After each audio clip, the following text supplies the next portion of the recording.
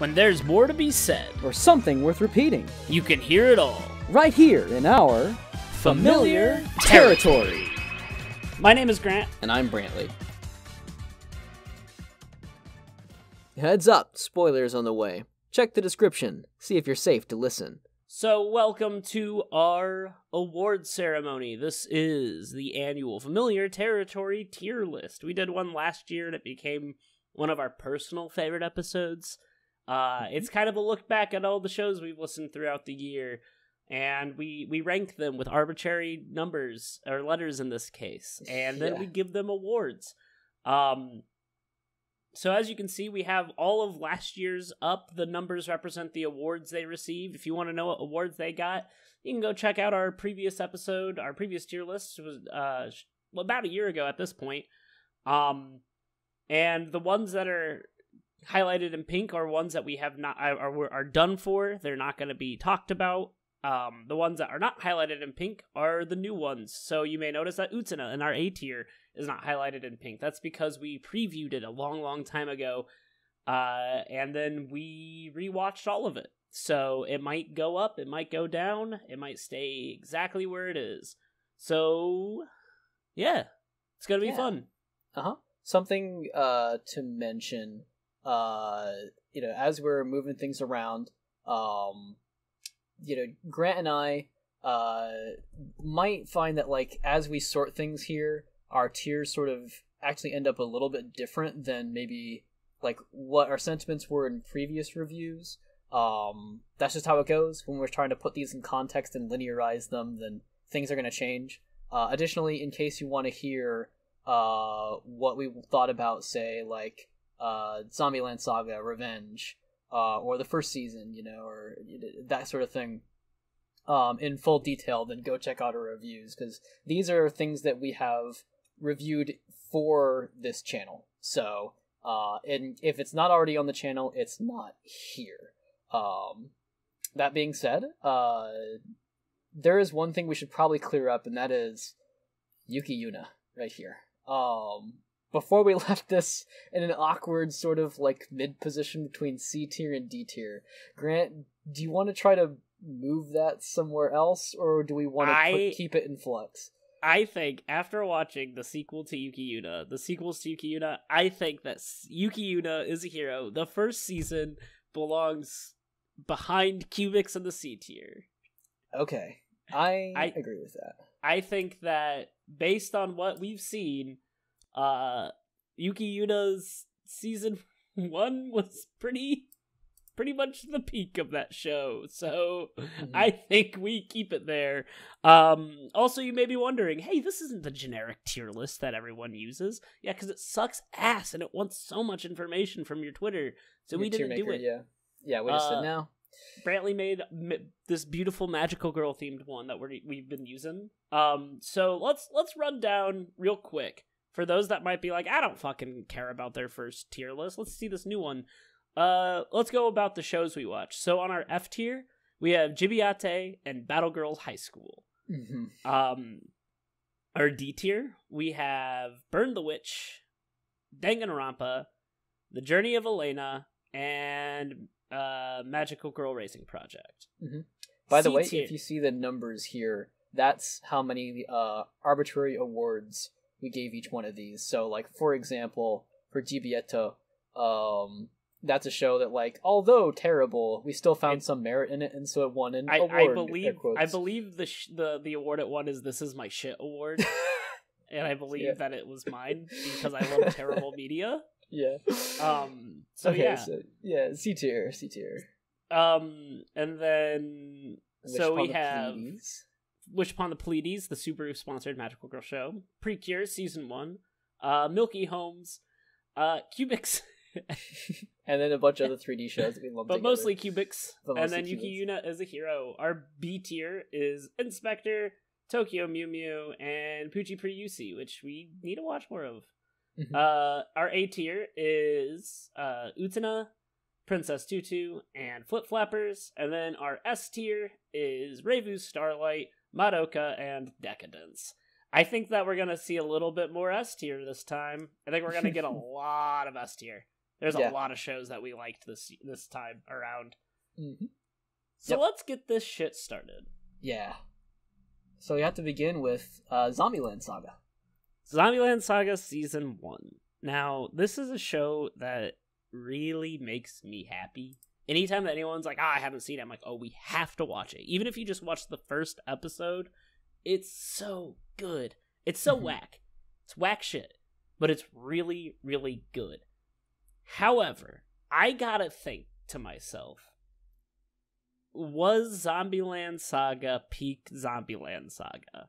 And the answer is no, because Zombieland Saga Revenge was better. But was it better enough to be in a completely separate tier? That's tough. I feel like these are going to necessarily go hand in hand, so I guess we're kind of already revealing what Zombieland Saga Revenge is going to earn us. But I personally feel like Zombieland Saga, as much as it's like such an easy recommend from me, that like it lacks some of the oomph that some of our other S tiers have, where like these are standout, right? Like there's something that like truly like shocked us or otherwise impressed us, and like Zombieland Saga gets that as a like because we underestimate it, but I don't know if it's like an evergreen S tier kind of thing. Zombieland Saga has S tier moments, but it is not an S tier show as a whole. I'll take that. Yeah.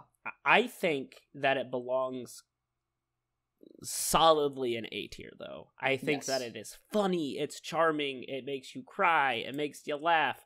I think it could go above Flip Flappers, in my personal opinion too. Okay. I think that it's not quite as unique as Princess Tutu. I don't think it beats Utena, but I think like it is the most solid show that we've seen in terms of comedy and well-produced animation. But we'll talk more about that as we go on. Yeah. Alrighty, next up, Wonder Egg Priority. I got fucking chills just thinking about this show. I see, and I'm like, fuck, man, this was a show. Like, Wonder Egg dropped the ball pretty hard. But I still think that out of every single show that has come out in the past year, Wonder Egg is the most interesting and genuine and heartfelt expression of what the anime medium can do. It fucking rules. Yeah. And I'm going to say S tier for that. I think it is. I think that even with the confusing special, even with the ending that doesn't make sense, even with all the unanswered questions, I just can't go and see like any Wonder Egg medium and be disappointed. I think about all the Tuesdays that I would anxiously await what's going to happen. I think about the hype that I got when there was going to be a special. Even though it didn't live up to the hype, I still felt that excitement. And like anytime I see any news on this show, I get a little bit more excited that the possibility of a season 2 come out. This is the definition of a sleeper hit. Anime original. Totally out of left field. And it's still, even with how weird it was, it still makes me so emotional. Yeah, that's what I was gonna say. Like the way that this show like provokes emotion out of me, like it's practically unlike anything else I've ever experienced. I've thought I had experienced like high highs in media until I'd seen Wonder Egg Priority, and then now like there's a new high bar, and like that's worth a lot, I think. The amount of time I spent like thinking and rethinking what was going on in the show, you know, and when these things do like align, when it's making some excellent points, And like we're sitting here and we're like, oh my god, it's the transgender episode. Like they did it. They followed through. And they straight up are like, this guy's wearing a trans flag. Mm-hmm. Fuck you. Like it's seriously incredible. I think about when we did a review, and it's almost a 2-hour long episode, isn't it?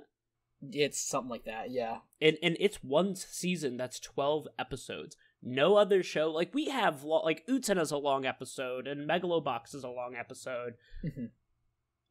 But those were one season, or they were not one season. They were like longer shows or 2 seasons. Wonder Egg Priority managed to be a 2-hour long episode for us with 1 season and a special because of how much we delved into the themes and what the fuck was going on. Mm-hmm. And I love the hypotheticals of there. And the hypotheticals were not our goofy hypotheticals we normally do, but they were straight up like, what do you think this meant? What is the purpose of this? Who is this character? Who's lying? Who's telling the truth? And I love that about this show. It's better than Decadence. It absolutely is. Decadence is a solid fucking show, and it surprised me so much. But Wonder Egg goes in front of Decadence. Now the question is, does it beat Madoka and Reivu Starlight? Does Wonder Egg Priority become the familiar territory S tier? Here's the thing, is that I don't have the same kind of like reverence and like nostalgic tie to Madoka like you do. And same with Reivu Starlight. And like Reivu Starlight can make me cry on command, but so can Wonder Egg Priority. And I think Wonder Egg said more in its show. I think Wonder Egg was able to do so much more. Mm-hmm. And as much as I look at Madoka as the GOAT of anime, I think Wonder Egg beats Madoka and Reivu Starlight for me. Me too. I cannot, I have to put it at the top of the list. I don't think, and looking at the shows, like, spoiler alert, I don't think anything beats it. Mm-hmm. I do not think that we're going to see a show that gives us the same reaction that Wonder Egg gives us. Yeah. Yeah. Sincerely. So, like, it's phenomenal. If you haven't checked out our review on it, go listen to it. If you haven't checked it out, I honestly want you to go in with an open mind. Know that it kind of drops the ball at the end. Know that it doesn't maintain this consistent animation style. But also know that this is one of the most genuine expression of love and hope and art in the medium. Mm-hmm. Moving on to Symphogear. Symphogear. Okay, here's the deal, folks. We have Symphogear 5 times on this list, 1 for each season, because each one of them is different enough. So I'm gonna let go of the wheel for a bit. I'm gonna let Grant place these, and then I'm going to offer corrections or like slight steering adjustments. But I am not gonna take I'm not taking it upon myself to put any of these in one particular tier. Okay, so Grant, say what you need to say, and well, first off, I think you should express why you picked the pictures for each one. Oh, okay, yeah. So because we have 5 seasons of the show, and because there's so many characters in each one of them, I decided, like, okay, I'm gonna go ahead and try to pick sort of who the main character or like the face character of each season is. So like Hibiki is like our main character of season 1, so that's easy, right? Like she's the main character of everything, but Symphogear starts it, so it's like she's got to be there. So if it can't be Hibiki for season 2, then it goes on to Maria, who's the leader of the new Symphogears. Right, and then so if it can't be Maria, then it has to be. Oh Christ! It's not Elf9. What's the other one's name? Well, because it goes by Elf9 for like the rest of it, so I don't remember. Let me look it up. Yeah. Well, anyways, it's her. It's the big new bad of Carol. The Alchemists. Carol, yes. And then following this, like head of the villains, normally you'd think like, oh, so Saint Germain is gonna be for AXZ, but no. Season 4 gets Cagliostro because Cagliostro fucking kicks ass. I will rewatch This Girl Punches 2 scenes so many times because it's so good. Yeah, and then season 5 we've got Dark Miku. Because the rest of the fucking villains in season 5 suck ass. Yeah. So let's start with season 1. We'll only talk about season 1. Season 1 is above Yuki Yuna, below Cupid's C tier. It's not something I would have expected. Here's the thing. Almost every single Symphogear episode is gonna go somewhere in C tier. Because I cannot honestly look at Symphogear and be like, oh, hell yeah, let's go! It's time for Symphogear, the show that is going to make you feel something. But boy, are we gonna get some later shit. But Symphogear Season 1 is not particularly charming. It doesn't have a really good grasp of what it wants to be. It's a very messy production. And that's okay. It's a weird show. It's interesting, but Chris doesn't make a good villain, neither does Fine. You don't get nearly as much fun whack shit. The fan service is a lot worse in this one than it is in some of the other ones. It's not great. Yeah, and I think it's worth mentioning the reason why we might put it, say, below Cubics and the other like 3D animated shows we watched in our first batch, is because like there are times where we drop like below the line with Symphogear. It gets pretty offensive at times. Yes, right. And like honestly, it's difficult to tell. Like it seems sometimes in Symphogear with the fan service and stuff. I honestly hesitate to say that they really wanted it in there. It seems reluctant and kind of like, I don't know. We talk about it in our episodes, but in any case, it's there and it does drag things down along with some other dog shit writing from time to time, or awkward pacing and whatever. So yeah, that's where I think it's comfortable at right here. Yep. So no steering this anywhere else. You think that's good? I think this is okay. Because by the way, here's the thing: D tier is reserved for like some truly offensive shit, I think. Yeah. And F tier is reserved for just absolute trash. Speaking of absolute trash, X-Arm. The show with the best anime opening compared to the rest of the show. I love X-Arm. I was thinking about it a couple days ago. I don't know what the fuck. If you're ever thinking that you can't make something and you're like, I don't have the time or commitment or the talent to write a good book or a good graphic novel or a short story or a poem or whatever, X-Arm got made into an anime, and it is a miserable pile of shit by top VFX to artists, no less, right? Yeah, like, these were people who were not trained for this, and they did it anyways. So you can do it.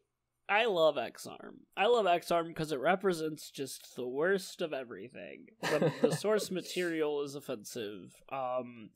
It makes fun of rape, and all the female characters are just like awful. And then they turned it into an anime that is half 3D and half 2D.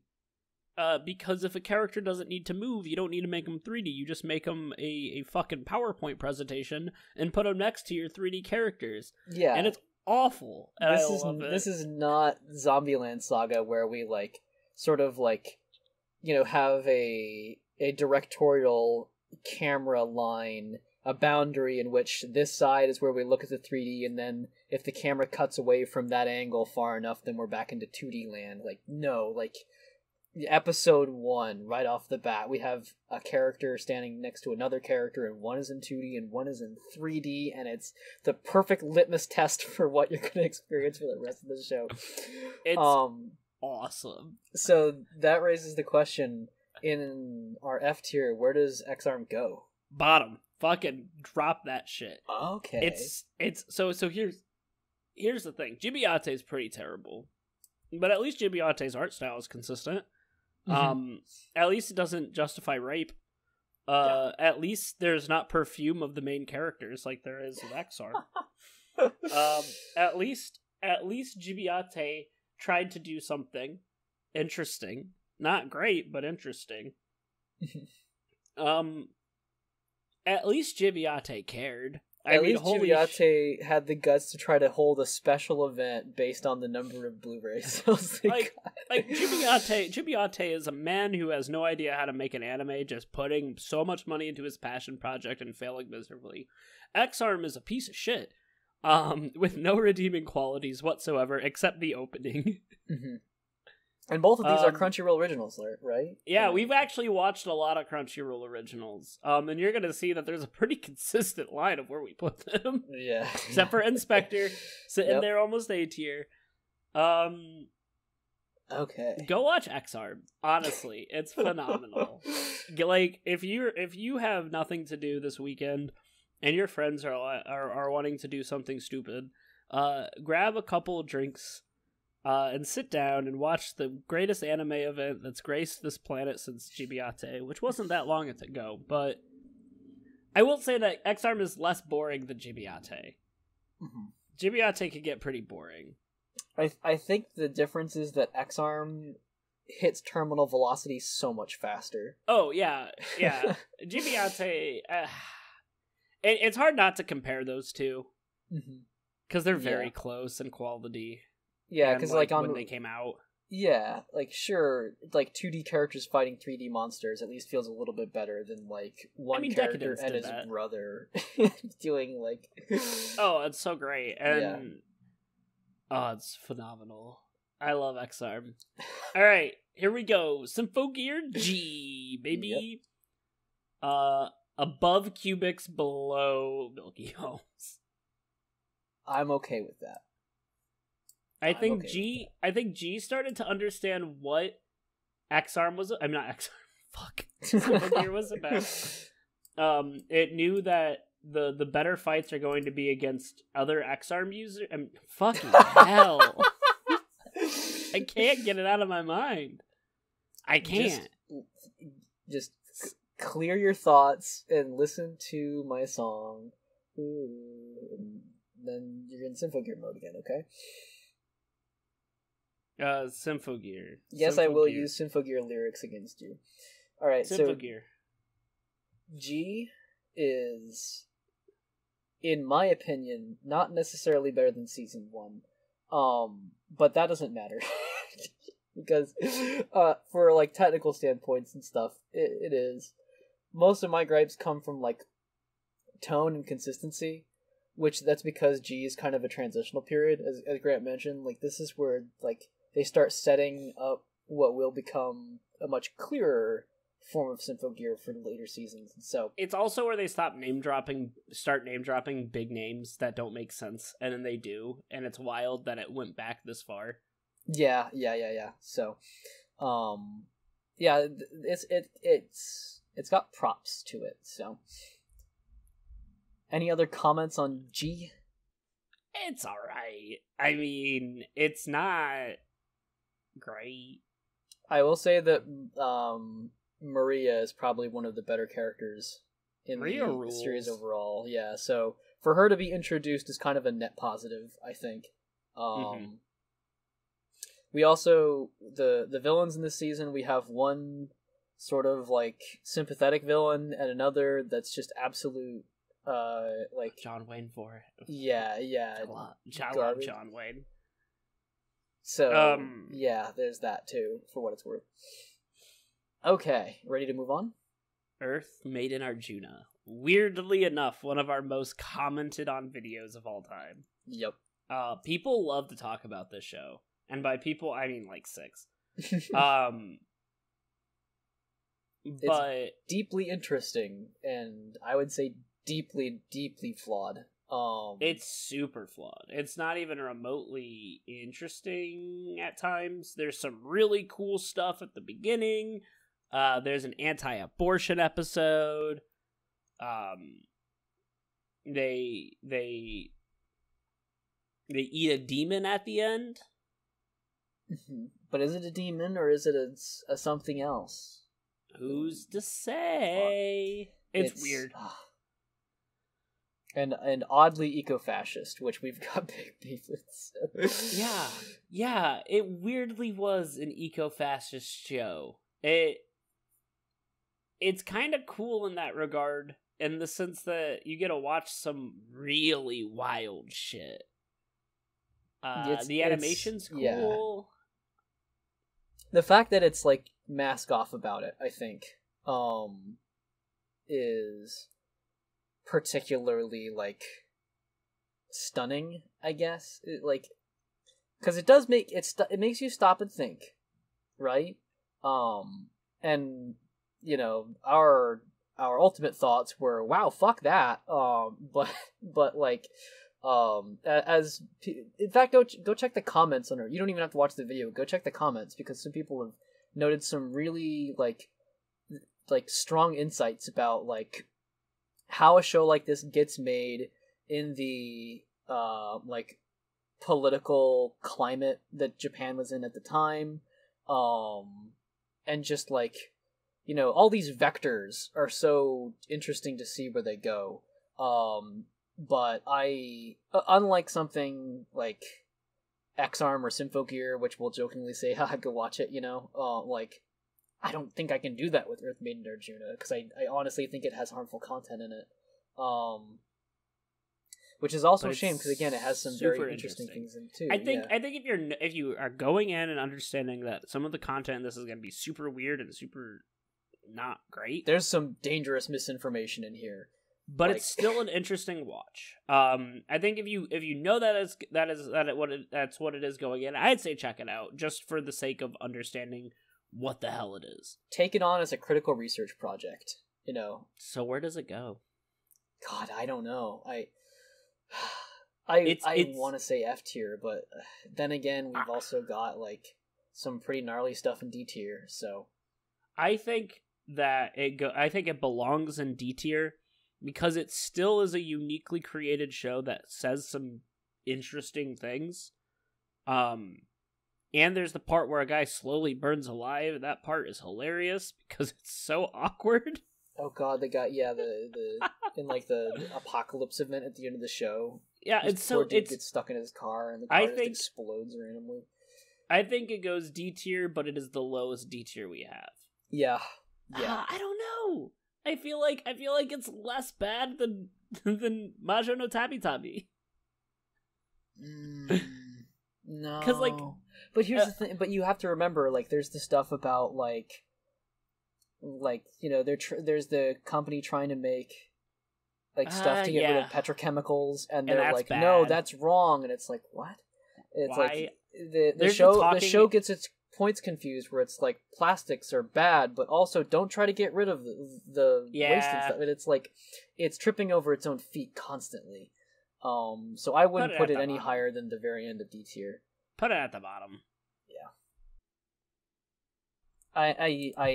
This is a good faith D tier. Like, this is us like imagining and kind of respecting that they probably didn't mean to create something that's like, you know, damaging in its whole, but it is sort of. Yes. Yeah. Okay. Symphogear GX. Yep. Where does it go, Grant? Okay, so here's the thing about Symphogear GX. Best action scenes so far. You have some of the coolest villains. The fight scenes are great, but also weird lolly shit. Yeah. Just lots of it. Uh-huh. And like, it's so terrible in the fan service.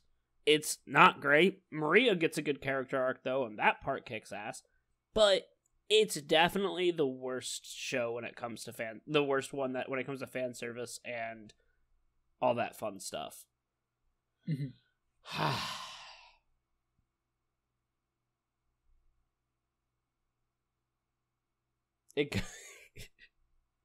Our C tier is going to be long as hell. Yeah, I'm realizing that. Like, this, I don't think I made this post.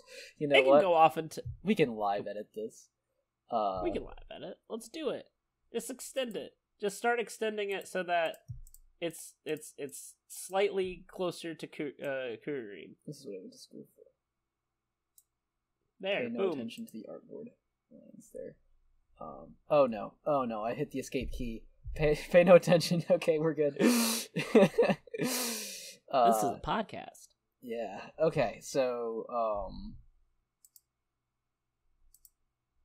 Anyways, GX goes above Symphogear Season 1, below Cubics. I agree with that. I think while the action is better than G, some of the shit they do is unforgivable. Yeah. Exactly. I think like it's Carol and Elf9. Carol and Elf9 get better characterizations later, but this they're terrible. This season they're terrible. The auto scores are great and they're cool as hell, but they just die all the fucking time. Yeah. Oh, it's Nagito.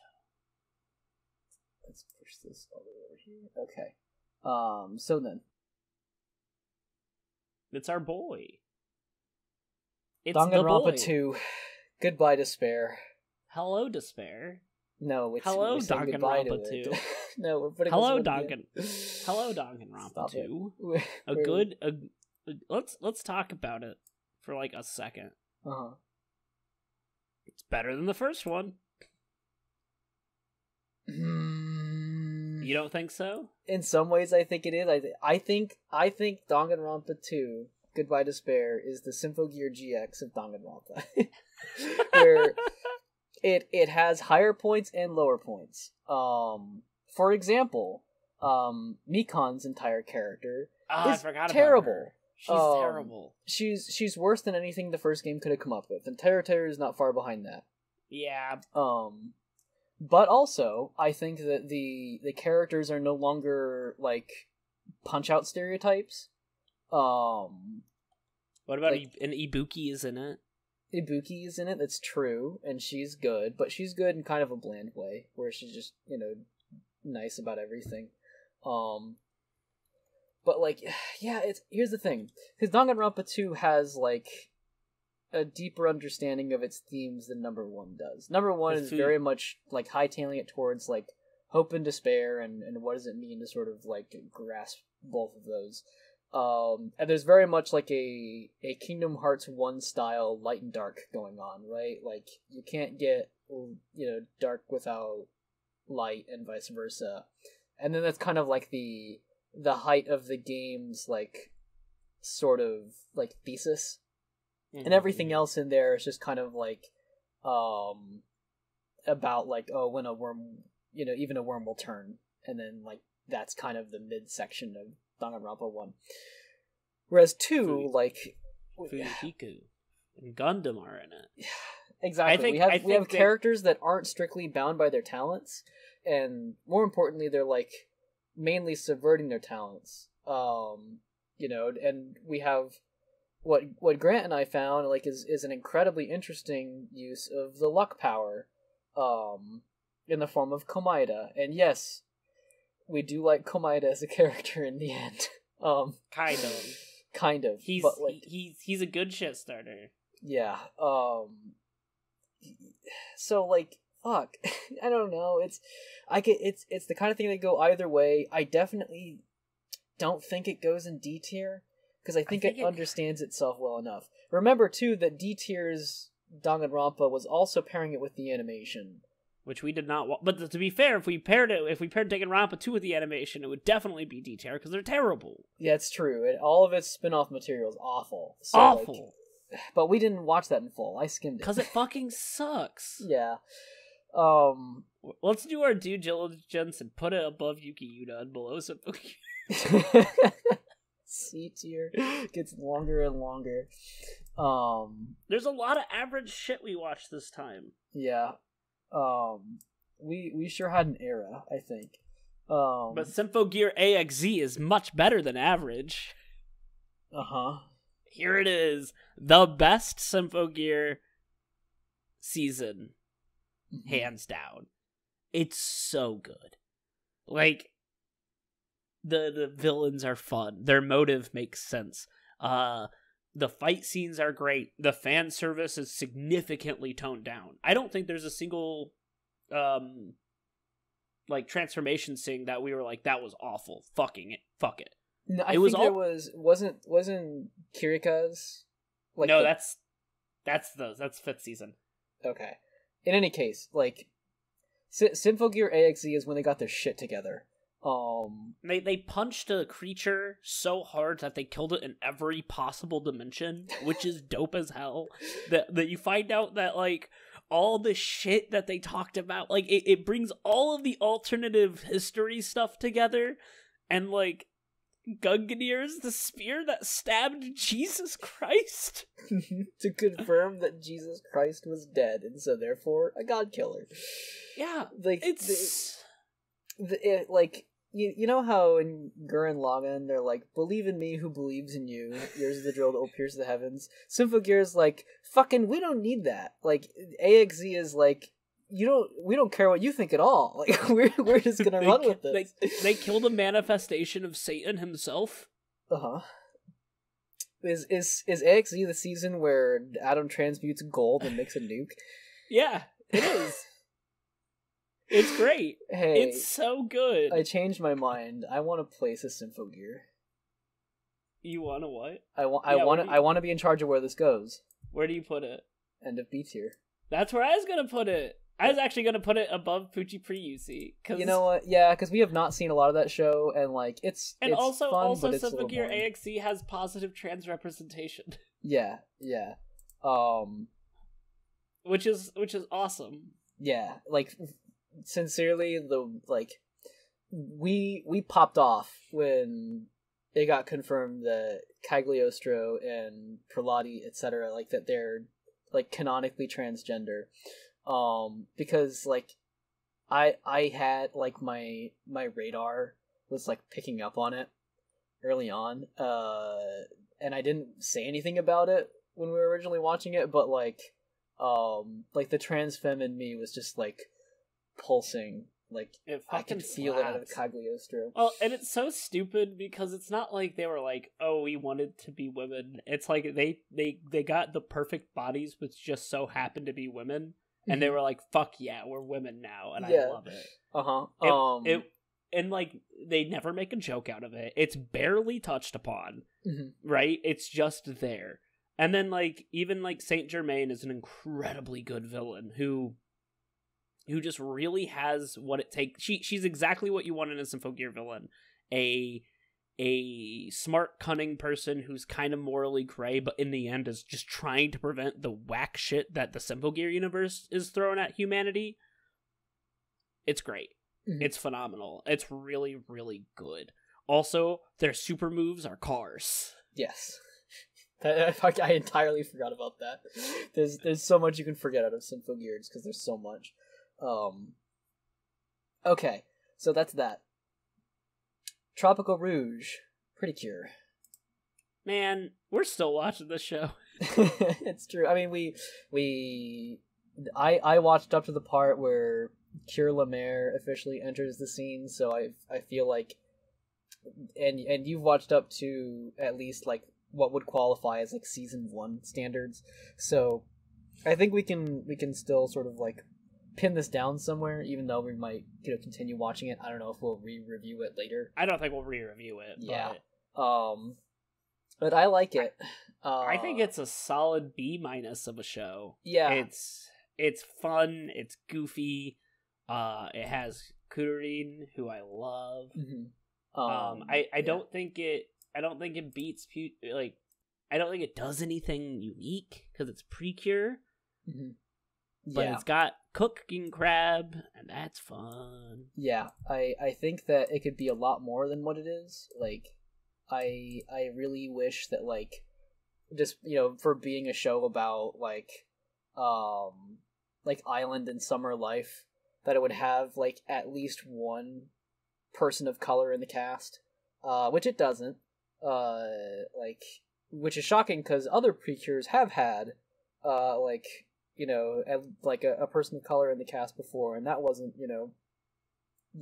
like, even necessarily, as far as I know, like, geologically, like, sort of, You mean geographically? Geographically would be based on rocks. That's not my forte. Yeah, like, I think I'm asking too much of Precure. Precure at the end of the day is meant to sell shit. And I think what gets me about Precure is you have some Western shows like Owl House or like the Big Hero 6 show or even like DuckTales, a woo woo. Or even some of like the Avatar stuff, and all that stuff is kids shows, and they still manage to talk about some pretty serious stuff. And you just kind of want Precure to just focus a little bit more on that, and it's never going to, but you want it to. Yeah. And I think that it's going to be hard for me to ever put Precure above a B, just because it's so inoffensive and it's so uncontroversial that you're not going to learn anything about it unless you're like 8 and you want to realize that your friend who likes makeup can be just as much as a tomboy as you. So I think B- is good. Yeah. It's probably already, we're stretching it by putting it that high in the first place, I think. So we can end it there. Dark Miku. Yeah, we got Symphogear XV, the final one. I liked it. I think that some of the transformation scenes are terrible, and by some of them I mean like 2. But they were really bad. It's got some crap villains. Awful villains, because the real villain is Miku, right? But they want you, the sympathetic villains are not sympathetic. They're the most evil villains we had. But it does have Shadow Clone Cardjutsu. And it does have, wait, was AXZ, no, AXZ is the one where they fight the main dude of the sound. Ogawa, but this one has dad death that was weirdly good. It had, because like the main villain was like the government, which was pretty neat. The ending was like super confirming lesbian relationship between Hibiki and Miku, but they didn't kiss. So bullshit. It can't be that. However, it is significantly better than G, X, and G. Yeah. I think that it goes B, but before Precure.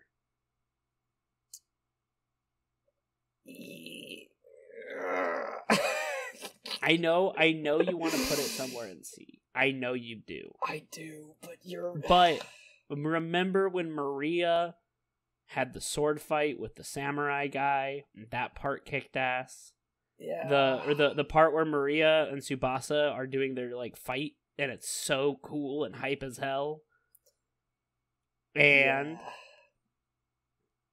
it's so ridiculous that you're not going to be bored. And the way that I look at it is that the reason that this gets B is because it shows that they were able to take.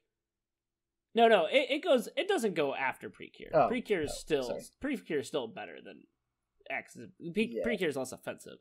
But it also shows that, like, when you're watching Symphogear, there's always this level of, do they care or do they not care? Yeah. How much do they care about the show?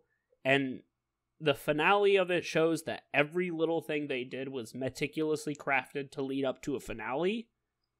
And that's pretty impressive. It's pretty impressive that they talked about the Iraq War being a war to get Symphogears, and it still managed to make sense in the finale of the show. Yeah. In one roundabout stupid way. You get some good throwbacks to the original the first 3 seasons. I think that above all, it allows Symphogear to show what Symphogear is about. And I think that if Symphogear XV can hit this quality with worse material to work with, after they've already kind of like spent all their best ideas, then I think it deserves low B. Because it shows like they're capable of this, it's they're capable. It just so happens that what we enjoy was already done, right? So. Yes. Well, and they still had to tie other things up, and so what's in the middle of sort of that up to the end maybe bothers us, but whatever. Yeah. Okay. Next up, Megalo Box season 1. Megalo Box is a show that is just perfect. I don't think it is a show that reaches the highs of like Reivu Starlight or Wonder Egg or Madoka or even Decadence, but there are no fucking lows in the show. Megalo Box told the story that it wanted to tell, and it did it in a way that you just can't be mad at. Mm-hmm. There's nothing wrong with Megalo Box, and it's good. Yeah, there's nothing wrong with Megalo Box. Sounds like your video essay title. Well, yeah, what it is, you know, like if I mean, that's essentially what our video on these shows were. Yeah, there is no like I cannot think of a single criticism about these shows that holds water. Mm-hmm. That being said, season 2 is much better. Yep. I think season 1 is an incredibly good underdog story that really highlights like the struggles of impoverished people and how they have to work so much harder to do things, and it's inspirational and it's really good. But Megalobox season 2 deals with drug addiction and immigration issues, and it does it in a way that makes you cry and stressed. Yeah, like season 1 was about immigrants and assimilation, you know, but season 2 grabs you by the collar and says, "No, do you get it?" And they show you the world, and it's impressive. It's a 5-year time skip. You see some of the kid characters become like teenagers, so you get a little bit more drama from them. They become basically the focal points. Joe is so hot in season 2. My goodness. It's unbelievable. I'm very straight. But God, is Joe just so good looking. He's just a really good design character. Yeah.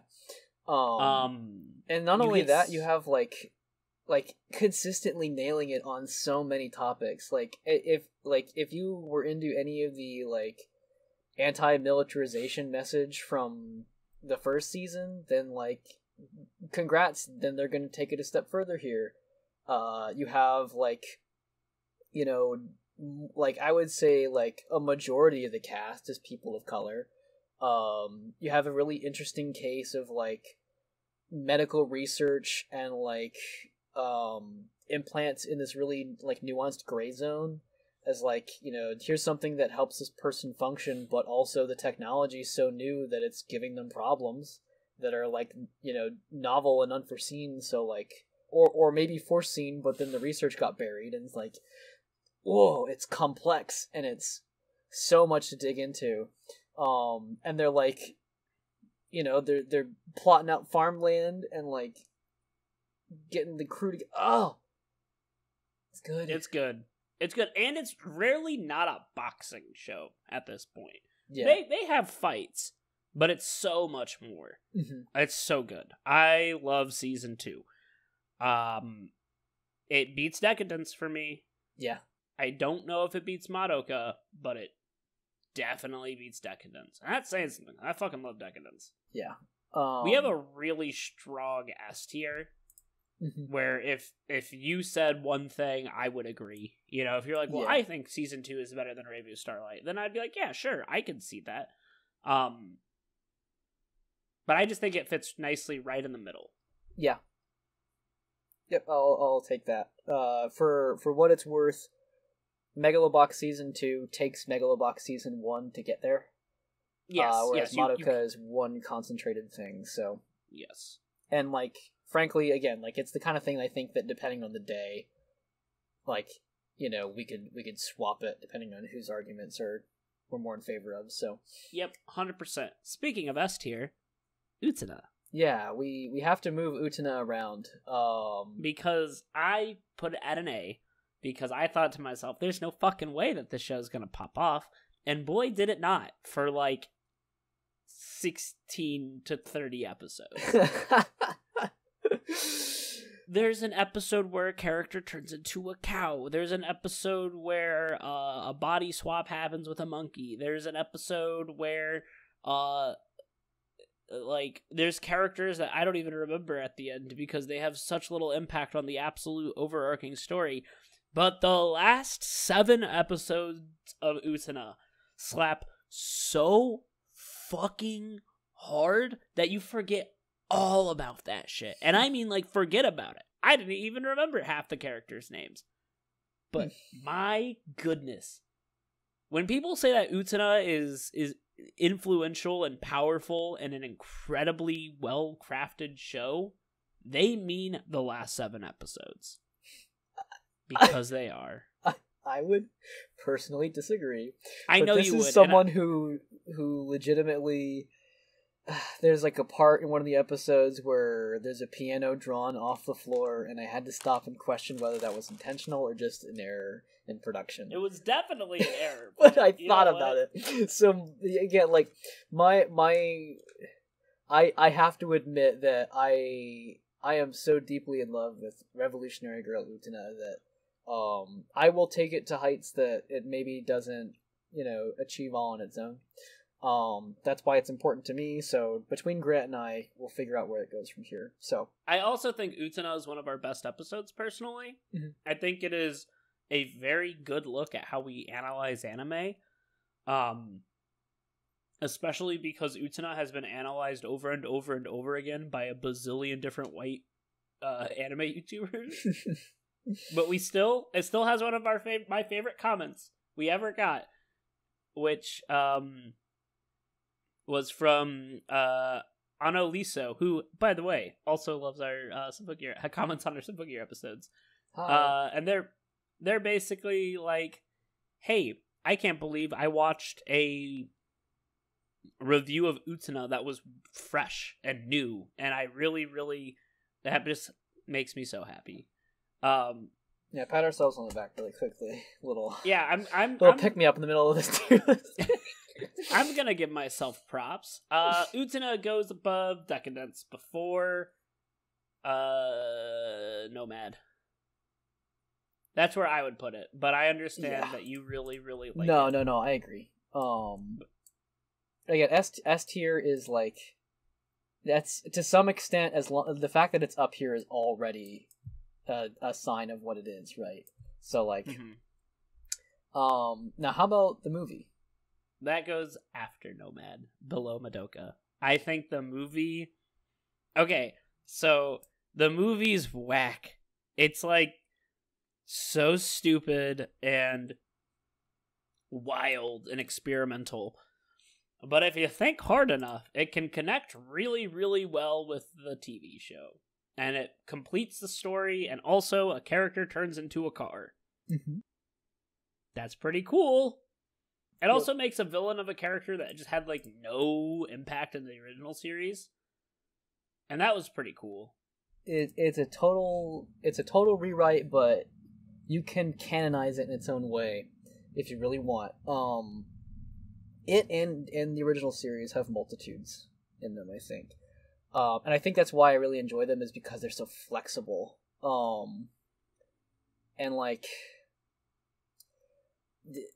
I kind of actually want to put it below Megalo Box Season 2. Okay, that's fine. I was putting it above it to make you feel better. Oh, thanks. But like, here's the thing. Like, the single scene in which Anthe breaks the water main with an axe and floods the rose garden and causes all of the roses to like spill over the edge. That alone is like an art piece, like worthy of like isolation. That you could just like, it could just be that, right? You could just isolate that one scene and say this is a little short film, and it would captivate me so immensely. Like, I think it's made better by the original show and seeing sort of how each does things differently.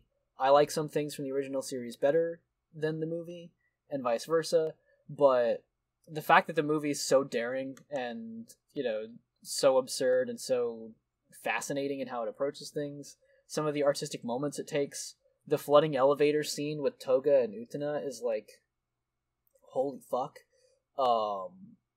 And like, it's one of those where I think the movie and and the series are just neck and neck, and it could depend on the day. Yeah, okay, I think I've said enough. Utena's good. Yeah, go watch it, or don't. Black Rock Shooter. The OVA. I liked the OVA. I think the OVA is peak Black Rock Shooter. I think it doesn't do too much. It doesn't try and do anything. It just is a story about Dark Miku, but not the one from Symphony. Yeah. Not to mention, it's like the most like underground an official project can get. Like yeah. And like the story behind the dub that we watched was really cool. The people we interacted learning about Black Rock Shooter was fun. I think the OVA is a solid B. Yep. Like I think it's a B above Precure. Yeah. Which yeah. Okay, yeah. I agree. I think that the story of the OVA was just so good, and it didn't try and justify the Black Rock Shooter stuff, right? Like there wasn't a oh, it's actually another world and the characters are fighting for it, right? It just so happened to kind of coincide with the real world drama that was happening, and I thought that was really good. I think it being a manifestation of their emotions without it actually being a physical thing was a really good way to do that. Yeah. It almost reminds me of Adolescence of Utena in a way, where like there's a blurring between like what is reality and what isn't, but it doesn't matter where you draw the line because you get it. You get how these things are connected. And it saves so much time that they're not spending on explaining that you just get to indulge yourself in like, 45 minutes of just like stuff. Oh, and the CGI animation for that during its time was incredible. Yeah. It still looks really, really good. It's peak Black Rock Shooter. Now, Black Rock Shooter, the anime, is not peak Black Rock Shooter. Far more messy. Is it bad? It's not bad. I don't think it's bad. I think there's plenty of good stuff that is in that show. I think some of the character interactions are good. I think some of them are terrible. But the opening slaps though. So where's it gonna be? I think this is either high C or the lowest B. Yeah. I liked it enough that I still listen to the song, and I'm still getting hype about the new Black Rock Shooter. But man, they problematized some therapy stuff that I didn't like. Strength's character arc didn't really make sense. They made it a little bit too reality based. Let's put it above Polides. Okay. Let's go ahead and take it. Do you think that makes sense? Do you think that's good? Yeah, I could see it at the end of B tier or the front of C tier. And I think honestly and it might move up. The only thing that's really kind of pushing me towards a B tier ranking is just that the C tier is getting so long. But like I frankly think that's probably where it belongs best because of the problematic elements of it. Well, don't worry, because I don't think we're gonna get another C tier. Oh, you're right. Well, look at that. Okay. Yuki Yuna is a hero, the Washio Sumi chapter. It's terrible. Yep. It is by far one of the most confusing pieces of media I have ever seen. It's so tone deaf to its own world that it makes no sense. None. Absolutely none. It introduces a character to die for no reason. It changes a character's name for mystery reasons. They continue to sexualize her as if while sexualizing none of the other characters. And all of this while she's like even younger than what she was before. It retcons some of the more interesting parts of Yuki Yuna, which is stupid. I didn't enjoy it at all. I think it goes above Gibiate, but I think it's F. I cannot It's offensive, it's boring, it's not unique. There's nothing that's really like the next one, the Yuki Yuna as a hero, the hero chapter, has some moments where I'm like, yeah, they knew what they're doing here. This makes sense. But my fucking god, was this just an absolute unnecessary piece of media? I hear what you're saying, and that's why I think it deserves bottom of F. But it doesn't. It's not X-Arm. But that's the thing though. X-Arm is funny. X-Arm is at least worth your time, right? You said that this isn't like worth it. You're right. It makes Yuki Yuna worse that this exists, so it deserves to be at the very bottom. And what's worse is the hero chapter has an episode that goes over everything that happened in the Washio chapter. Anyways, and that's all you need to watch because they bring over nothing. Mm-hmm. The only thing they bring over is that what's the girl's name? Togo. Togo, yeah, that's what I thought. The only thing about Togo is that she's like a weird Japanese nationalist, which wasn't a thing in the original series, but they brought it over from this one. After she's been like essentially mind wiped, anyways. So like, oh no, because she's no longer mind wiped. She got her mind back. Got her memories back. God, I hate that show. It's so bad. Yeah. The hero chapter is better. I will say that much. Mm-hmm. The hero chapter is definitely not F tier. But it's not great. Yeah, let's just launch right into that. I struggle with this one. The hero chapter of Yuki Yuna as a hero. It has some legitimately very good things about it. Like this. Us putting this picture right here as the icon for the show is both a joke and it's not a joke. Because this is one of the few moments in the show that nearly brought me to tears.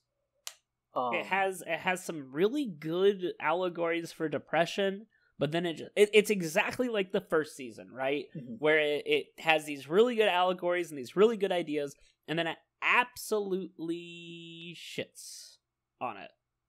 Yeah, and that's tough because in the moment it's I'm watching as Yuna distances from her friends. She stops going out and stops going to school. She's having moments in the friend group where she's depersonalizing, and that hits me hard because I'm seeing my own life experiences in Yuna, and so they should get credit for being able to accurately sort of represent that. And I think at times they're really trying to take some of the weird directorial cues out of Yuki Yuna and use them for that. Things like abrupt audio cuts, or jokes that fall flat. They start to make more sense here when someone makes a joke and it's not that funny because here's a character who can't even bring herself to fake laugh with the group, right? It's not in her right now. But they also have mysticized that as a magical element to the plot, where it's not entirely clear whether Yuna actually is depressed or it's just because she has a magic curse on her that's burdening her life. And very much like the first season, it can't just be about people with disabilities. It has to be that the disability was a curse placed on them by God, and they have to try to get rid of it. They have to try to cure it, and that is in equal parts problematic and equal parts disturbing.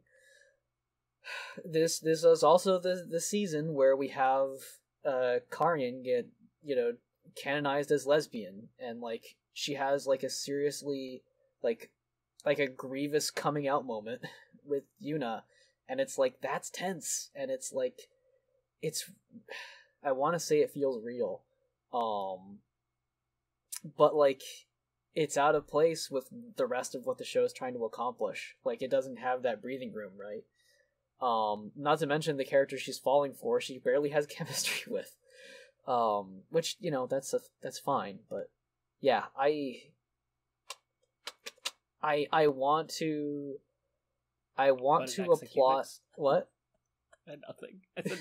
I said put it next to Cubics. I want to applaud what it's trying to do, but it's failing just as hard at every step. It's one step forward, one step back. And it's made more confusing because of the stuff that they've stuck to from the Washiosumi chapter. So, like, my only remaining concern is whether or not we put it above or below original Yuna. What do you think? I think it goes above original Yuna. I really do. It's more focused, I guess. It's more focused. It's shorter. It's yeah. It's not really action-y either. Yeah. There's like one fight scene. Same goes for Washiosumi chapter. They basically like the one. There's like 2 fights, and one of them is when they bury Gin. Right? Oh man, I can't believe we have more Yuki Yuna to watch. I know. So Aren't you excited? A little bit. Aren't you just so fucking hype? Speaking of whack shit and mediocre representation and doing some things good and doing some things bad, Magia Records Season 1! You know, I said earlier, you said, I think we're running out of C tier, but like... Oh man, we're not, are we? I got excited because I was seeing I was selectively cutting out the ones the really mediocre. Really you know what? Here's the thing about the Magia Record. Magia Record Season 1 is not Madoka. Mm-hmm. But it has Ghoshburger. Sure. That part rules. It has the part with the mug store, and that part also rules. Mm-hmm. You have the part where they some of the fight scenes are cool, the doppels are a good idea, and if you ignore Season 2, Magia Record's a solid B show. Yeah. I think that there is a lot of good in the first season of Magia Record. And I honestly think that with the way they do Yachio and the way if they cut back on some of the characters, I think they could have had a little bit more focus. But if you're just watching it and it's fine. Mm-hmm. The outfits kind of suck. The transformation scenes aren't exciting, but they hit their marks where they want to hit their marks. Yachio's story arc is really good. Iroha has some pretty interesting stuff. The symbolism they do is almost to the level of OG Madoka. Mm-hmm. It's just not interesting. Yeah. I think it goes below Blackrock Shooter. If it goes below Blackrock Shooter, I think we need to rethink Tokyo Mew Mew at some point. Look at how high up it is. You know what? I think you're right. I think Cagliostra is better than Tokyo Mew Mew. But then that raises the question: is Blackrock Shooter not better than Tokyo Mew Mew? No, Blackrock Shooter is not better than Tokyo Mew. Okay, that settles that. Okay, that's all we needed to know then. So let's make a quick swap. Perfect. Okay, and so now, remind me where we wanted to put Magic. I think it goes behind Blackrock Shooter. I think it says less than Blackrock Shooter does. I think it's a little less cool than Blackrock Shooter. But it kind of has that same thematic feel. You know? It's competent. I think what most would drive it above for me is like the times where I feel like, as you mentioned, where it's like its metaphors and its visuals are like really doing great stuff. Like, I mean, oh my god, the city, like, no, it's gorgeous. It's gorgeous. And like the music too. Like I am in love with the music, but like. Yeah, I just think the sum of its parts are not as good as the whole of Blackrock Shooter. Yeah. I agree with that. It has better sums, but not as much. The whole isn't great. Yeah. Okay. Hi, Guardian Spies. Woo! Our most viewed episode. Yeah. By far. People love to hate on the show. It doesn't deserve the hate it gets, but it does deserve some hate. It's got issues. It's got big issues, but here's the thing about this show. Mm-hmm. The last the middle 2 episodes and the last 2 episodes are competently made Western TV for children. But that's not what it's marketed to. Yeah. There's some really bad episodes. The first couple episodes are just awful. Just really, really bad. The Fall Festival is fun, and the last couple episodes lead to some interesting things. But there's a lot of nonsense in this show. Mm-hmm. And not towards... It's definitely not produced in a way that makes sense. Yeah. This show has a lot of problems from the top down, and I really feel for the creators of the show and the actors, because the actors really got better. Mm-hmm. I think that this show suffered a lot from COVID-19, and I think that there was a lot of problems with Crunchyroll funding it, and I feel like there was a lot of hate reviews coming from bigots, but it's still not that good. Mm-hmm. Yeah. I honestly wish that the creators of the show were able to use their talent to self-publish a graphic novel and stay away from the business aspect of the show. It doesn't work well animated a lot of times. Yeah. Exactly. Yeah, I think that High Guardian Spice is kind of like, you have a ball and you're trying to pick up the ball, but every time you step towards the ball, you kick it a little further away from you, and so you can't. Now it's out of your reach, so you step forward again, you kick it out of your way again. You can it never actually picks up the ball to run with it. And so I feel like it's definitely D tier or F tier, and I just don't know which. On one side, I could see it like, it's not F tier.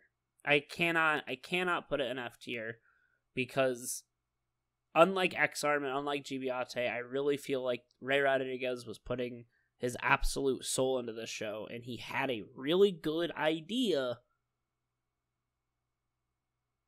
mm-hmm. but just could not bring it to fruition. I think this show needs a rewrite, and I think it needs a rewrite from the original creators, because they know what they want to do with it, and I think that they just need a little bit more time to refine their ideas. Yeah. It's not Gibiate. Yeah. It's not offensive. It's not... I don't even think it's worse than... I don't think it's worse than Elena. I really don't. Elena's pretty terrible. They do child slavery in Elena and pretend it doesn't exist for the rest of the TV show. Yeah. That's where High Guardian Spice gets a weird leg up, right? Because like, in the times where it actually gets to indulge in some of its like more left leaning topics and stuff, like, that's where it thrives sometimes, but other times it totally fumbles it. But it's still like the weird concept of the polycule that they're explaining to their children, their students, about weird parties. It's like, that's not something that happens. There's some. I understand. I understand that they want to bring in this idea that these characters are in an open relationship, but that's a weird thing for a teacher to tell a student. Yeah. There's just other things that are just like, you know, if we want to step up, I know we don't really talk, like, we don't weigh production values too heavily outside of cases like where it gets, you know, like X-Arm levels. Technically, in some ways, High Guardian Spice deserves that, because like there are like very clear, like, if you cared at all about High Guardian Spice, then you've seen the videos, you've seen the evidence, right? Where it's like, here's something that was taken from a stock image and placed in the show, and it wasn't redrawn, and you can still see the watermark on it, right? Here's a character who's on the wrong layer and appears giant for a little second. Right, exactly. And so, like, in some ways, for us to sort of to not factor that in compared to a show like Arjuna, where like it is competently produced, like, maybe it seems weird that we might put it like higher than that. So I'm torn on this. I think that this show is living in multiple different places. Well, and that kind of really goes to show how inconsistent this show is. Yeah. Because I could see there's episodes that I think are C tier or B tier even, you know? Yeah. But there's also the mermaid episode, which didn't make sense and was really in a weird spot. in terms of plot. And terribly There's also the melodramatic. There's also the part where Time executed a demon for some reason.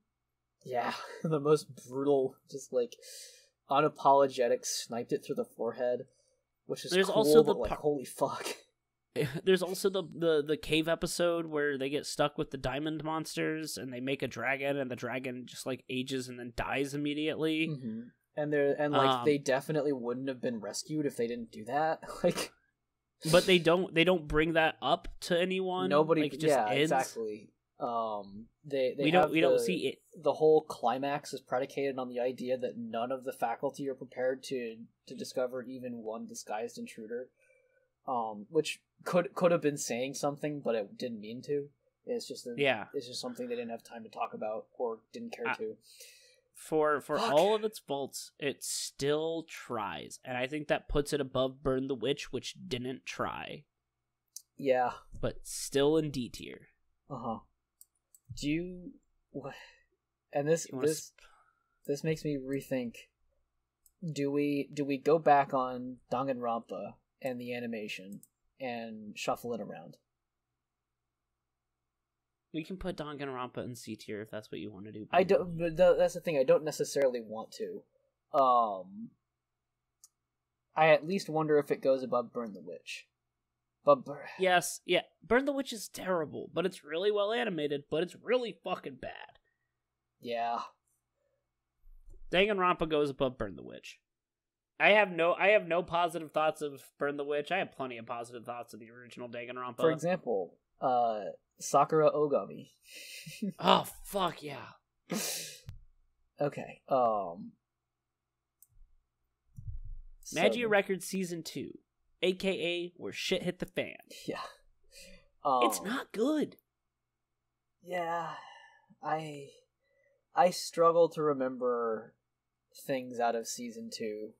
Season 1 I can recall pretty steadily.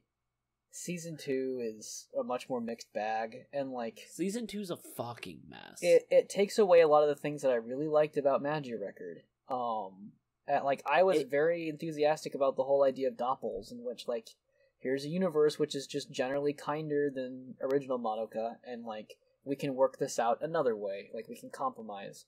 And it's not going to solve things, but it's compelling for what is ultimately, like, a very depressing universe structure.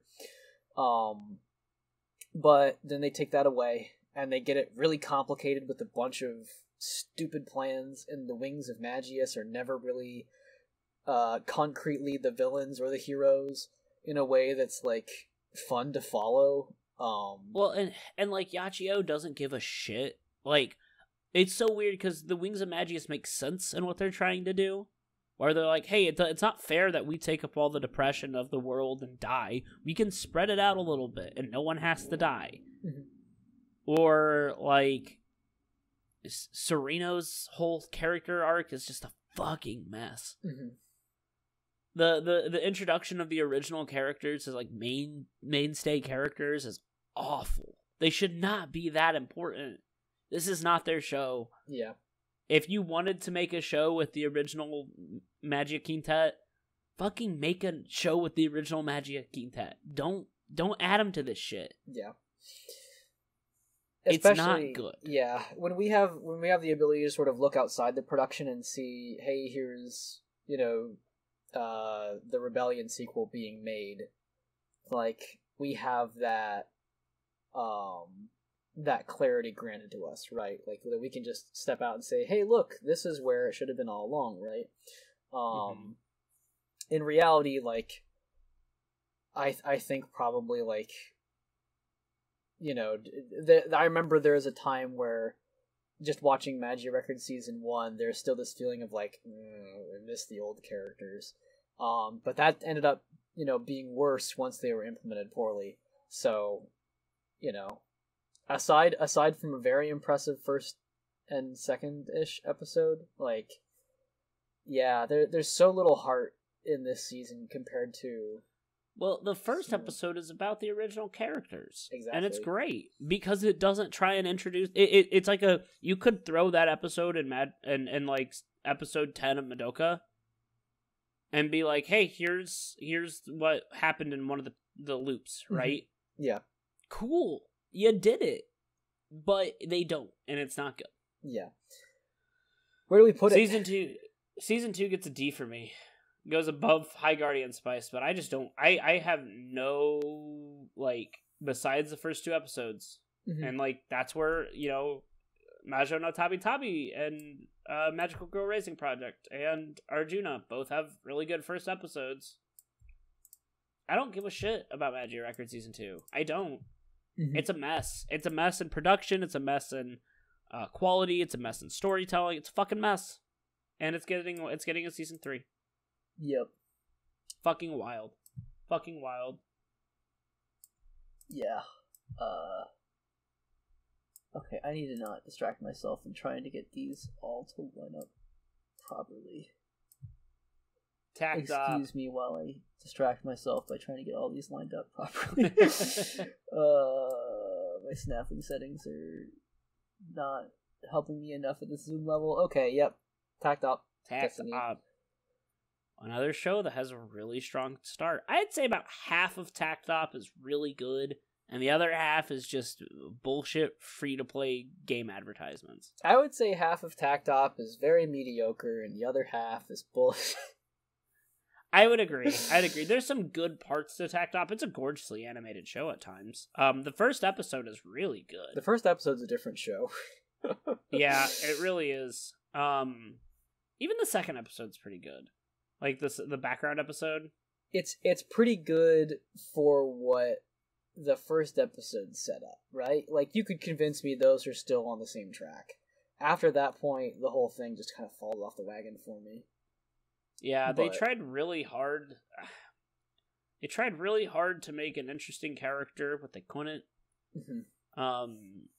Destiny's not fun. Tact is not fun. Anne is fun, but she just spends most of the time being pissed at the other two. It's weird because it feels like sometimes I can re-remember it better than it was because the formulas are so clear. But none of it ever really, like, takes off. You never get to the quality of episode 1. Yeah. And that's what you spend most of the show waiting for. Because you're like, oh, they're flashbacks. They're learning to be as cool as they were in episode 1. And they never get that way. They're just different characters. Yeah. If you want a full, like, yeah, Tacked Up is not good. I think its biggest crime is that it seems to not care that much about the music theme outside of its plot. Yeah, if they really went hard into the music stings, I think it would be fucking cool. The fact that, like, I can love the music in, like, Magia Record Season 1 so thoroughly, and, like, it's something that I'll choose to listen to on my own volition, but not Tacked Up, and Tacked Up is a show about music, and, like, a game about music, like, come on. I can't... Can you just scooch it over a little bit next to Yuki Yuna and just whoop, there it is. Yeah. C tier, but bottom of the barrel. Yeah, I think that's where it belongs. I think it's more exciting than season 2 of Magia Record. It's not offensive like some of the other D shows, but boy, is it just not good. Yeah, it's not great. Zombieland Saga Revenge. Wow. More like Zombieland Saga Revenge with an S in the front. Because that's tier, yeah! Because that's where it fucking belongs. Yep. What a good fucking sequel. Just an absolute banger of taking everything that the original did well and just making it better. And making it way weirder.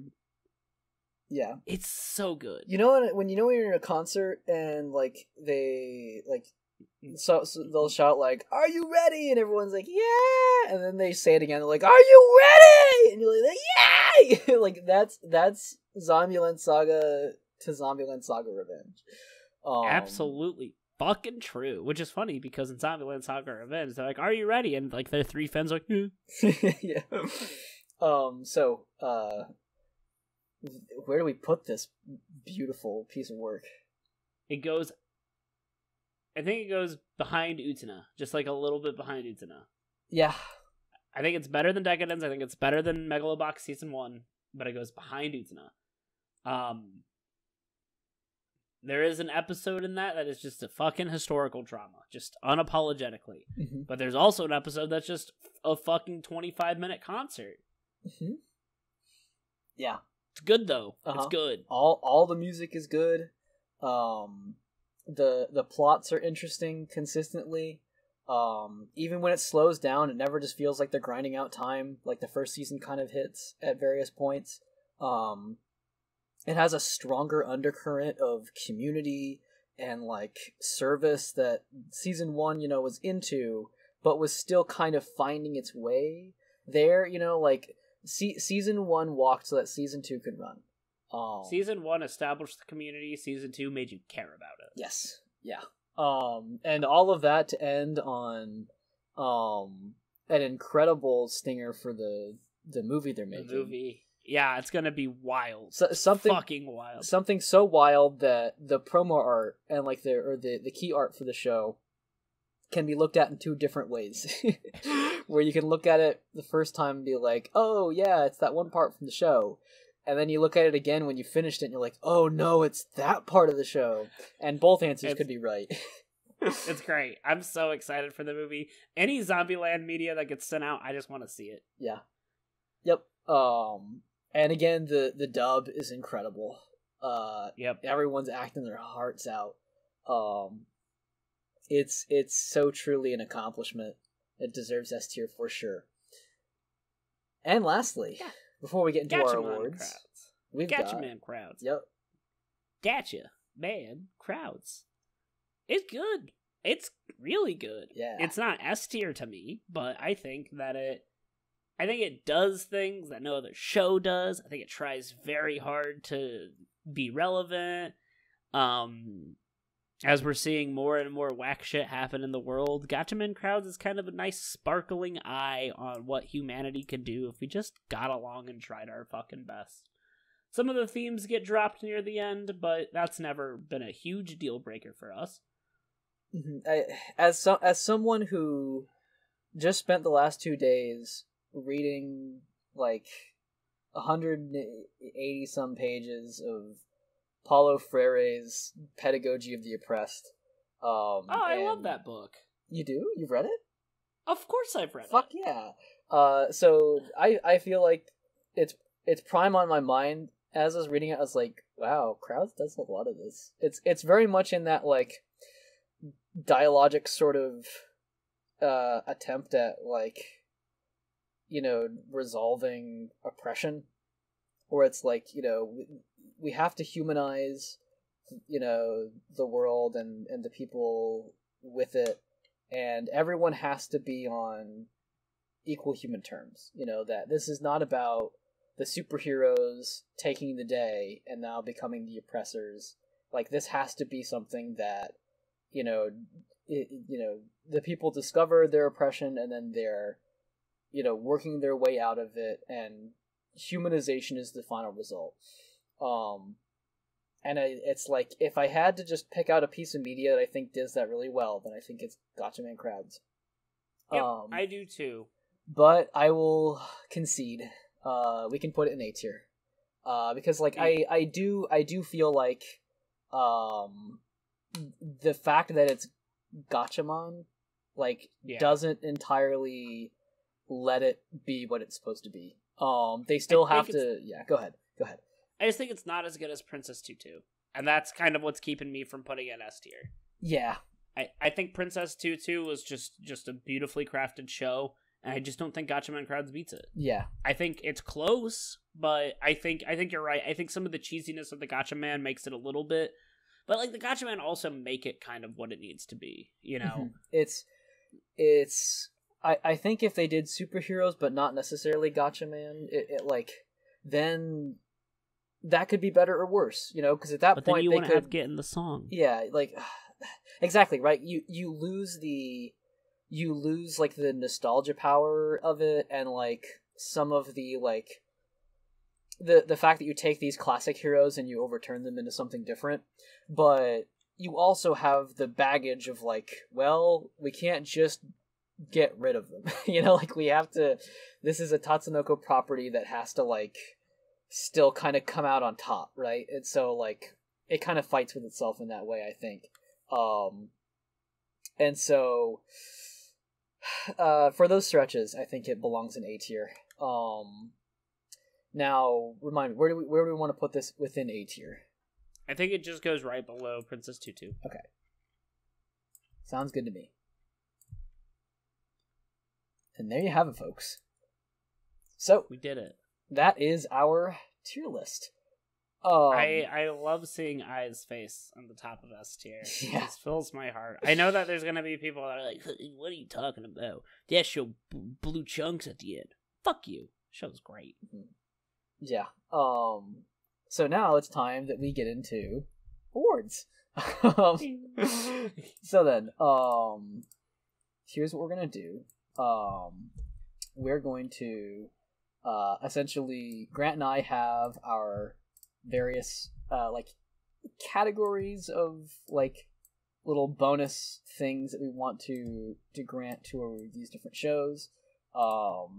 Some of them will be returning, I think. I forgot all of the ones I told you, so yeah, I might be returning them. Some of them might be new. Mm-hmm. I have one that I'm pretty excited about, but I don't think I want to start with it. Okay, so how about we go back and forth? Does that sound good? Okay. Okay. Sounds fine.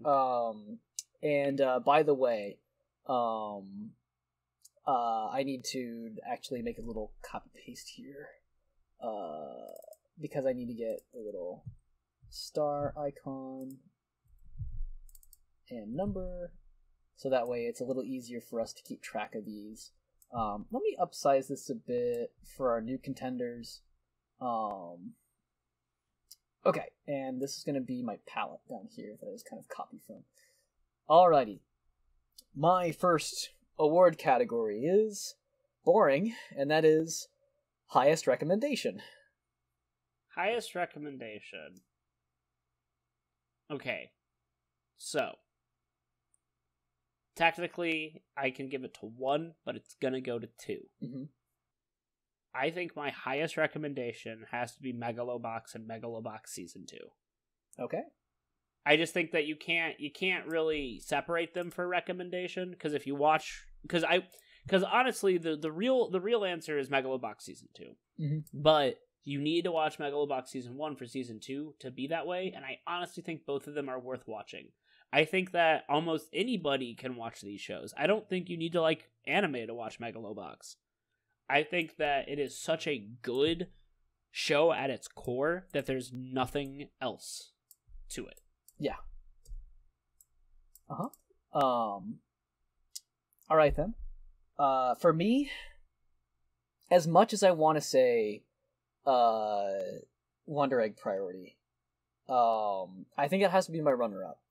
And it's not that's like, kind of how I was feeling. Yeah, the thing is like I'm even someone who's okay with the ending the way it is. Like, it's, to me, it's not ideal, but like I can also see it as like an artistic closure of the series. I can still see it as making a point, even if it's not the one I wish they made.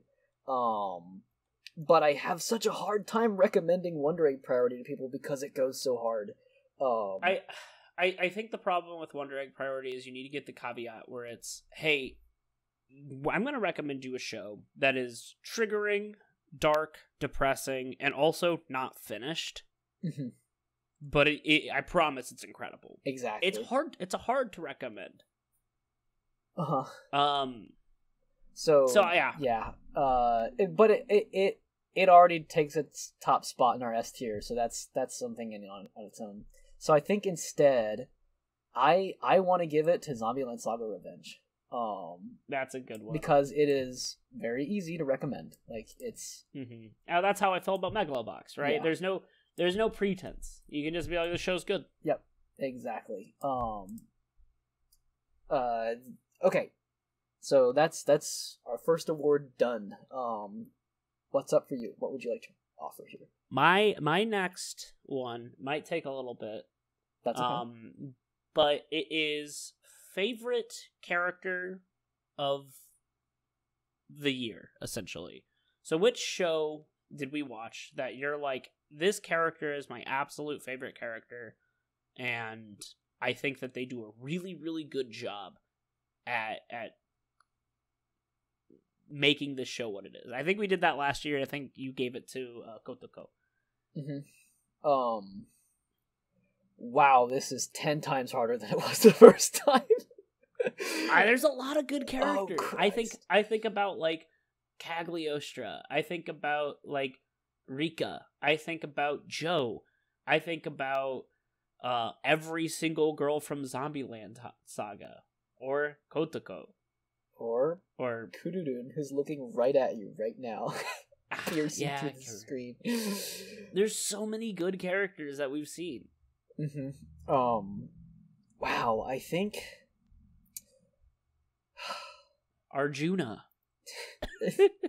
I mean, almost in a way, if there's one thing that succeeded in Arjuna, it would be some of the character interactions. But do you have one in mind? Like, easily? Do. It's boring, but I do. Give it.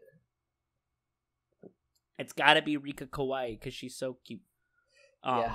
Not really, but I like her character arc. I think that a lot of shows like to make these bratty tsundere characters that are supposed to be, ooh, look at me, I'm too cool. And that's what she starts out as, but then they do a really, really good job at breaking that down, making this character vulnerable, and it really shows how much Wonder Egg cared about their characters. You know, they have a surface level, but then they break it down. Yeah. And I think I also have to give my award to Wonder Egg Priority. Like, because here's the thing, I love Hajime from Gatchaman so much. Like, but she's so stupid. she's this incredible force of nature as a character. As you mentioned already, I love Joe. You know, I love Utena and Anthe and Juri. My God, Juri in Revolutionary Girl Utena is like a game changer, right? But like, I'd say the same thing about every main character in Wonder Egg Priority, right? Right. I mean, like, you think about Momoe or Neru, and you're like, holy shit, these characters are so complex, and they have so much meaning to each other. And the one of my favorite episodes, After School at 14, where they're just hanging out, is such a fucking good episode. And this show rides on its characters. It's like, Zombieland Saga has good characters, but Wonder Egg Priority is its characters. Yeah. You know, we could probably give it to Wonder Egg on just the Frill episode alone. Oh my the fucking performance God. of Frill and Aka and Ura-Aka, like, is chilling. Like, that episode was just beautifully tragic. The part where Ura-Aka is, like, screaming through his teeth, like, it's scares so good. the fuck out of me. Fuck, Wonder Egg Priority is a good fucking show. If someone looked at me and spoke that way to me in real life, I would just die standing up. Like, it's Wonder Egg. It's gotta be. Okay. Gotta be. Next up is Want to Continue. So going back, so like OG, so we can talk to some of our old friends here. Yeah. And additionally to this too, even if a show doesn't have a confirmed continuation, you can still give it. So like, let's say like, I don't know. Never mind. I don't have an example. I know what I mean. I know what you mean. Okay. Actually, before we get into this, I do want to say, last time I think I gave this to Tokyo Mew Mew, and so I think this is as good a time as any to bring up some sad news about Tokyo Mew Mew, which is that although it is getting a sort of reboot, the original creator of Tokyo Mew Mew, has unfortunately passed away, like like very, very recently. She's the original author, Mia Ikumi. And so just our hearts go out to her.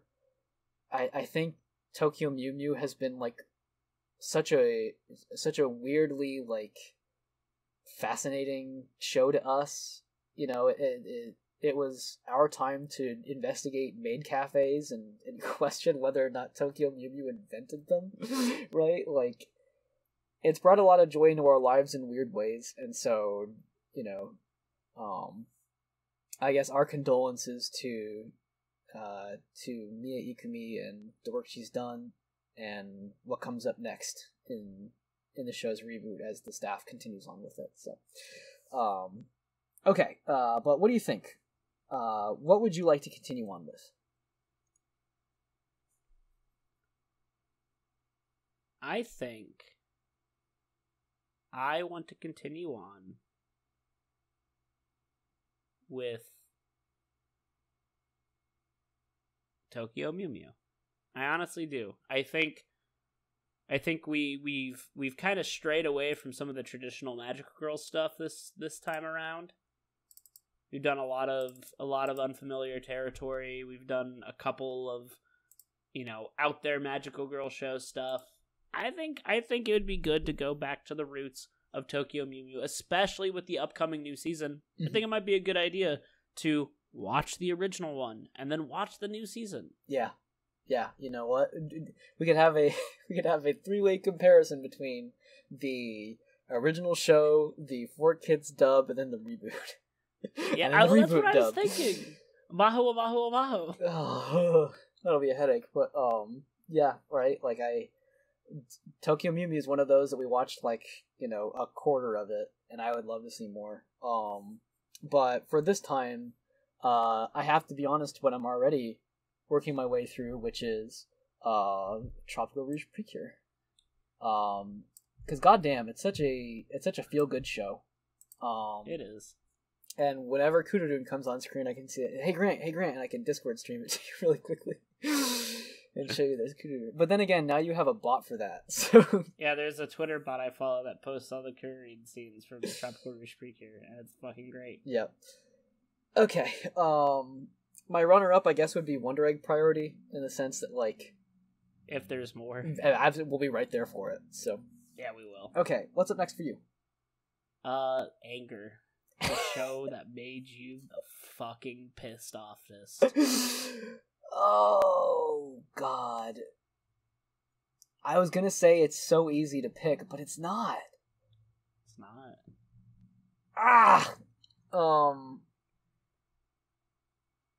You know what? Fuck it. I'm gonna say it's Arjuna. Because Arjuna betrayed me. Arjuna... If you re-listen to that episode, about halfway through, you just start getting so mad. Yeah. Because I originally... Here's the thing. Arjuna is a satellite show. Before seeing Arjuna, I had seen Noain, To Your Other Self. And then with you, I watched Symphogear. So, like, I kind of was in this feeling of, like, oh, I'd love to see where this studio started. And Arjuna's original episodes, like... pretty strong. Like I watched like the first one and then like immediately tried to get you on board with it so that we could bring it into familiar territory. And I'm glad I did, because wow, that went to some bad places.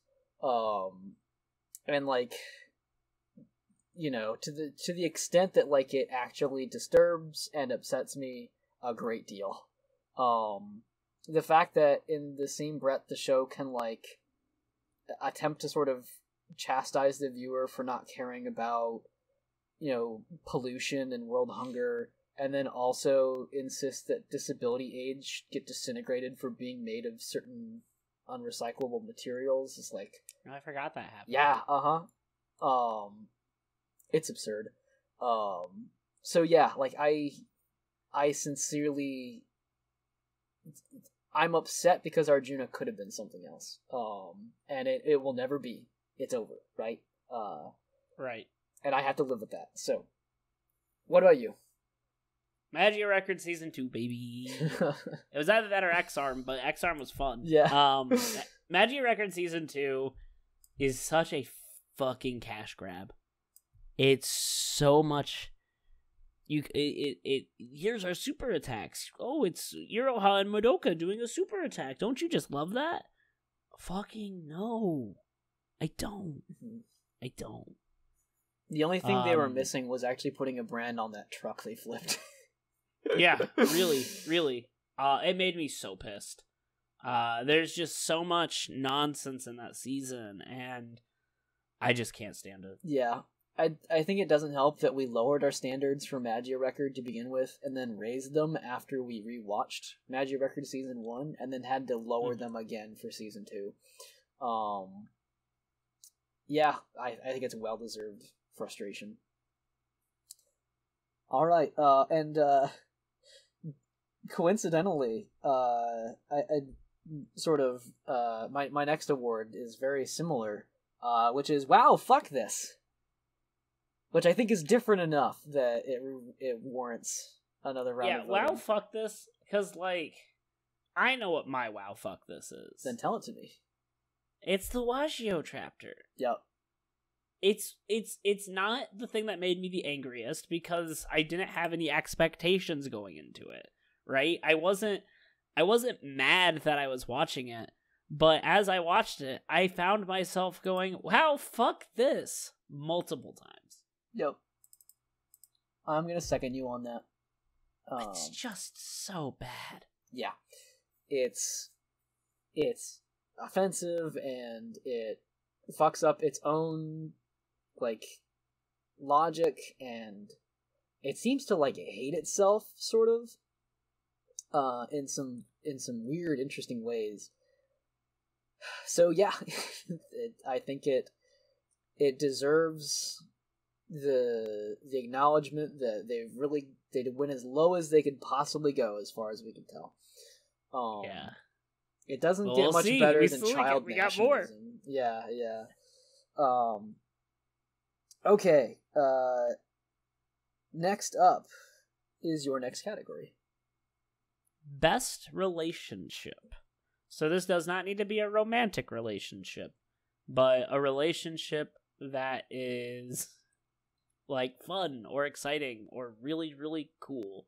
Uh-huh. Do you want to go first? Yeah, I do. I think the Bavarian Illuminati gets my vote. All right. It was either that or Franchushu, but I think the Bavarian Illuminati are so much fun. They carry a fucking show on their back, and they're the villains. Well, right? I can't stress how much I love them, but this is it. You know, they have the best relationship out of any of the villains. They beat the relationship of the Symphogear users. I just think they're so fucking good. Mm-hmm. They carry that season in a special way. And, like, I think it was, like, maybe the one time that we actually felt bad when the villains were, like, sympathetically defeated. When they died, in quotes, mm-hmm. I was like, that's it? I'm so glad that we got to see a little bit more of them. Yep. Yeah. I think mine goes to, I think it's got to be the relationship between Milky Holmes and Cubics, fucking holding it in the C tier, before they were split up by Symphogear G. Because wow, like, we have practically nothing to say about either of those shows, but they've held their ground. So and then just, you know, at the moment where you think, oh wait, they're gonna go all the way, it's just suddenly a traumatic split as Symphogear separates them. No, I think I gotta go with a boring option, and that's gonna be Utena and Anthy. Yeah, I kind of, they're so good, right? Like, they are. But, like, that only because Jury doesn't count. Like, yes. what Utena and what Anthe have is seriously like amazing to see that it actually like made it to animation, right? You know, like the fact that they like have to discover their love for each other through like an oppressive amount of like heteronormativity, and like, you know, they're fighting uphill against all these like destructive norms. You know, you and like the whole cast is afflicted with this. You'll see like Toga, the most like offensively bisexual person in the cast, practically, is like telling Nanami that that's like not a normal thing at all, that like men and women belong together, right? And you see that like internalized homophobia throughout the show, and then like the fact that they do it, right? The show's just like, this is what it's about them falling in love, and they're gonna have a hard time with it, but they're gonna overcome it. And it's this like, it's like the bloodiest like white knuckle drag out version of that fight you could ever like, you know, put to metaphor and like allegorize.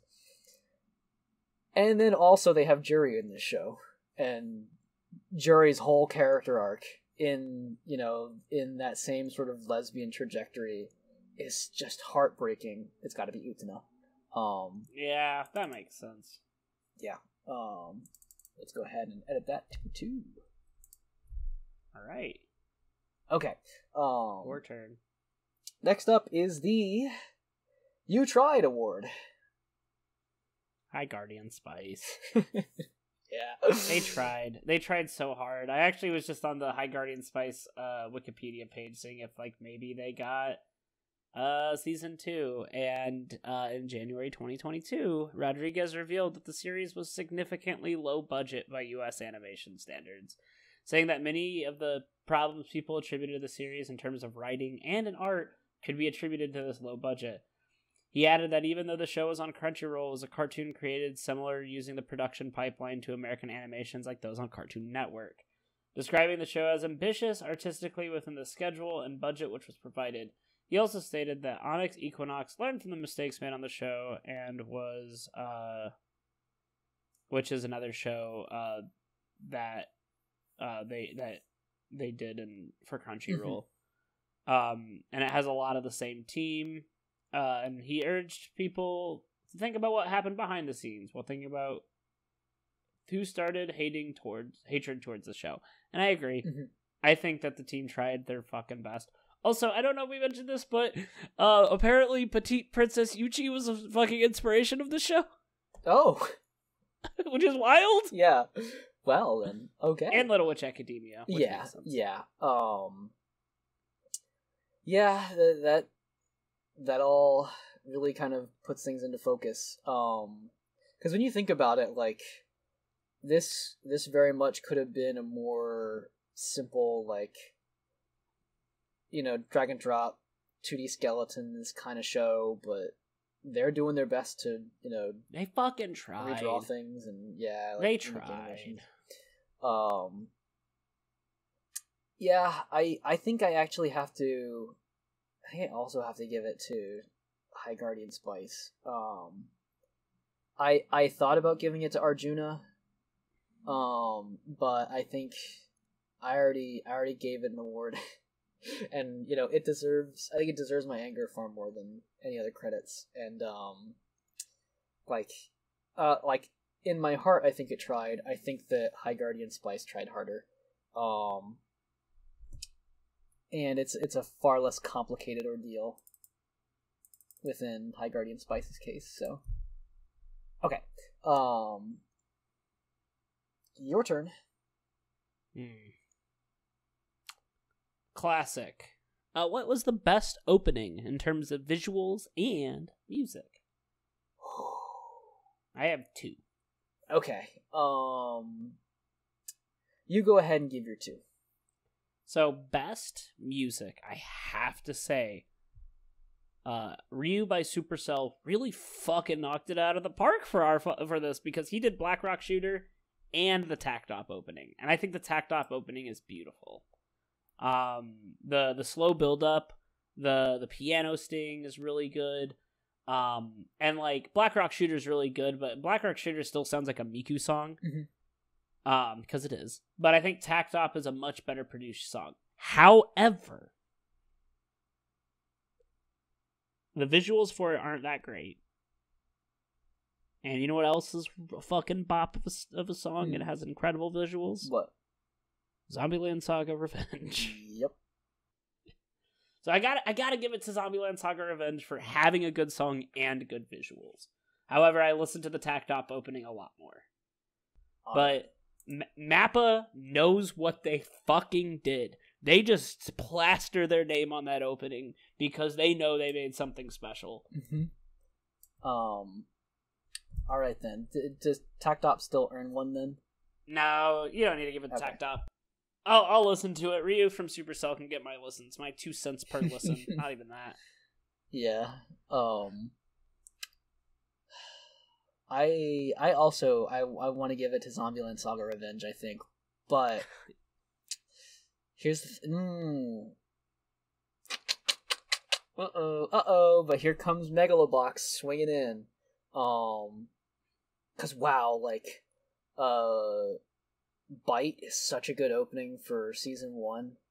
I think like if season 1 of Megalo Box feels a little slow, then the opening is what keeps you going.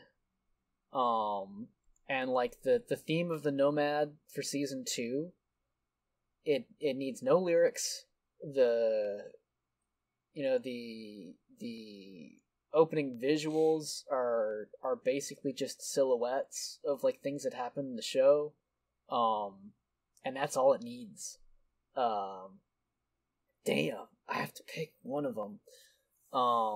I like Bite better as a song. But season 2 really like, yeah, it's the theme of the Nomad does so much more with what it's given, you know.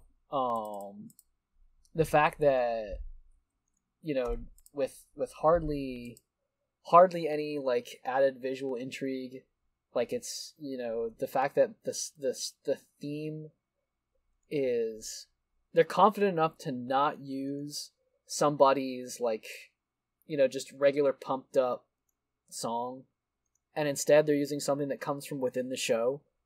That amount of like guts, that's worth it. Yeah. Okay. So, I only have one more award to give. And that is most. Just Symphogear AXE. Symphogear AXE. They fight Satan with the spear of fucking God. I don't even need a fucking explanation. Yeah. Symphogear AXE. Symphogear AXE has the tank punch, the tank shell punch. It does. It also has the part where Chris is shot with a bunch of bullets and she spits one out. Yep. It also has the part where Ogawa fucking catches a bunch of dynamite and throws it back. It has the part where they nuke a place by transmuting gold using someone's clothes. Yep. I think that one is gonna be my runner-up. Because I wanted to give it to Symphogear AXE, but I did some rethinking, and I think Danganronpa 2 Goodbye Despair has to take it instead. Oh, that's a good answer. That final murder case is definitely the most, so... There's so much that you could... It's... Danganronpa 2, evidenced by Komaeda, is infinite brain rot. It's... like... There's so much right and wrong with it. There's so much that I wish I could just, like, give me that and rewrite it, you know? Whoops. That's not a 2, that's a 1. There's so much that, like, I like, utterly despise out of that game, and so much that, like, I guess I appreciate. It doesn't hit the highest highs at all, not even for the series. But, like, fuck, there's a lot. And if we're just looking at what we have here, like, compared to these other shows that we've been talking about, it takes the advantage of time. Because it's a long fucking game. It's a long fucking game. Yeah, the fact that, like, you know, maybe, like, say, one case full of bullshit might equate to, like, an entire season of one of these shows, you know? Like... Right. Yeah, I think that's something. My next category I have is worst character, which you gave lovingly to Swim Swim last time. Oh my god, that's right! Oh! That's throw up in your mouth kind of memories. Worst character. Wow. Worst character. The question is, could anything beat Swim Swim? And the answer is no. No, but... Swim Swim is like one of the worst designed and written characters ever. Mm-hmm. However, I feel like we can get pretty close. I think I have one. You know what? Go for it. It's Mom from Symphogear G. Wow. All right. I think she sucks ass. She's abusive and terrible, and the show never stops trying to redeem her. That's true. And it fucking makes me mad. Yeah. She single-handedly defeats so much good theming from Maria's character arc. I fucking hate her. Yeah. She's terrible. Yep. Get her out of here. Or that vampire chick from XV, but I gotta give it to Mom because they won't shut the fuck up about Mom. They just keep. They won't the vampire girl's in one season and she sucks ass and single-handedly brings down that villain cast. Mm-hmm.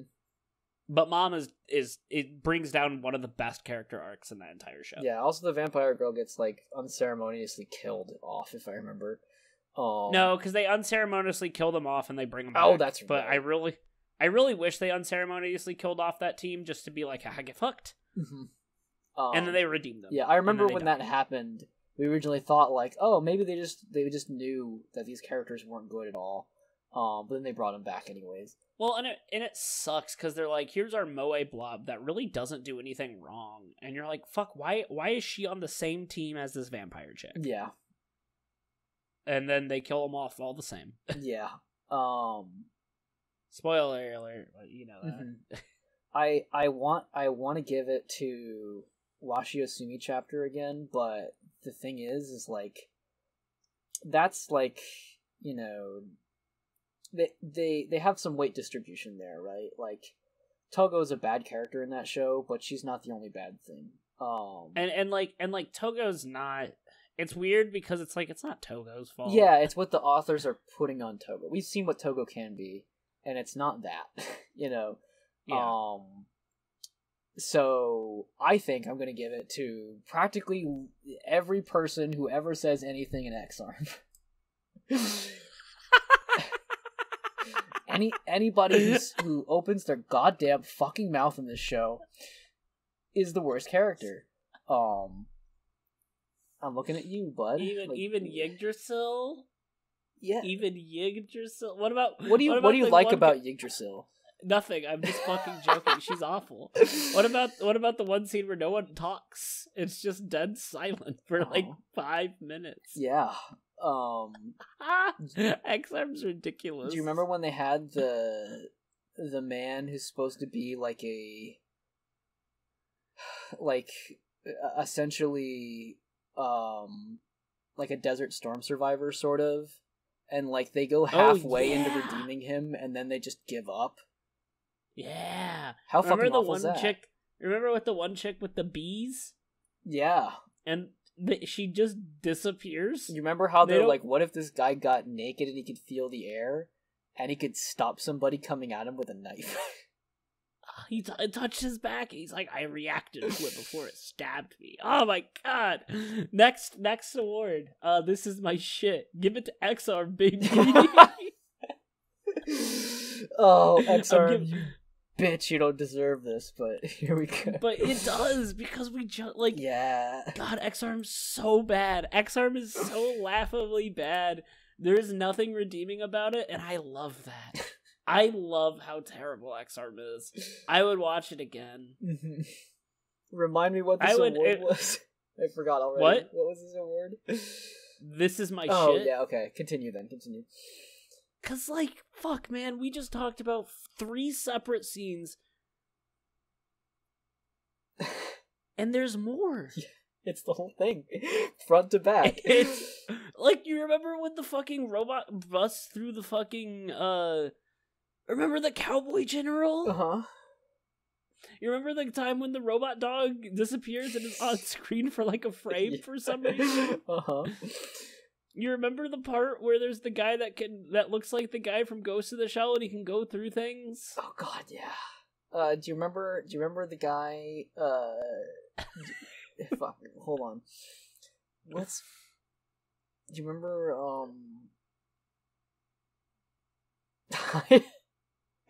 I just short-circuited. I thought of too many things at once. You remember the part where the wiki is not monitored, so it's just a guy shitposting on it?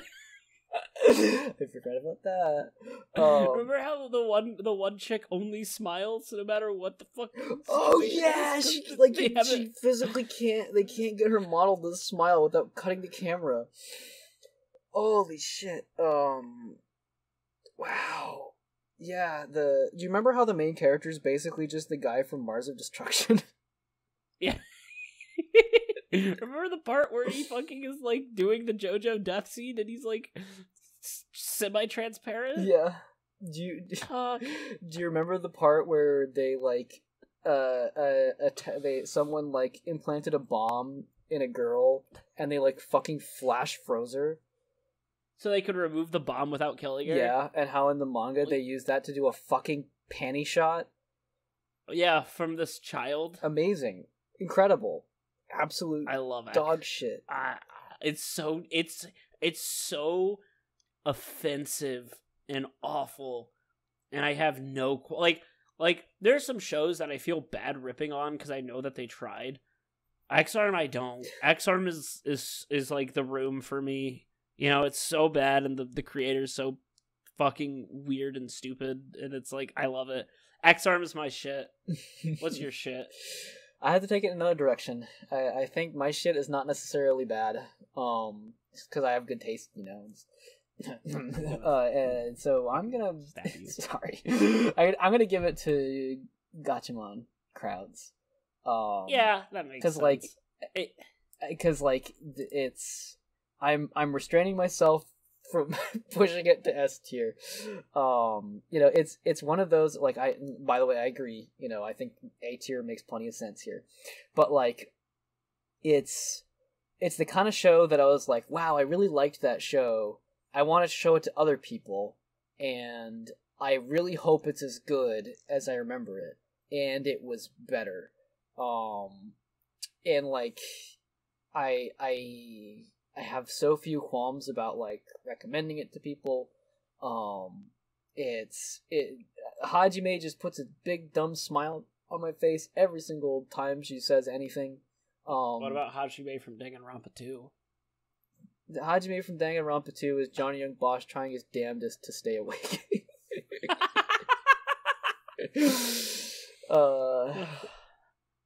Yeah, so it's gotta be crowds. And I think it especially deserves that because I don't remember getting that out of Insight. So if crowds, you know, is one thing, it's my shit. Yeah. Well, is that it?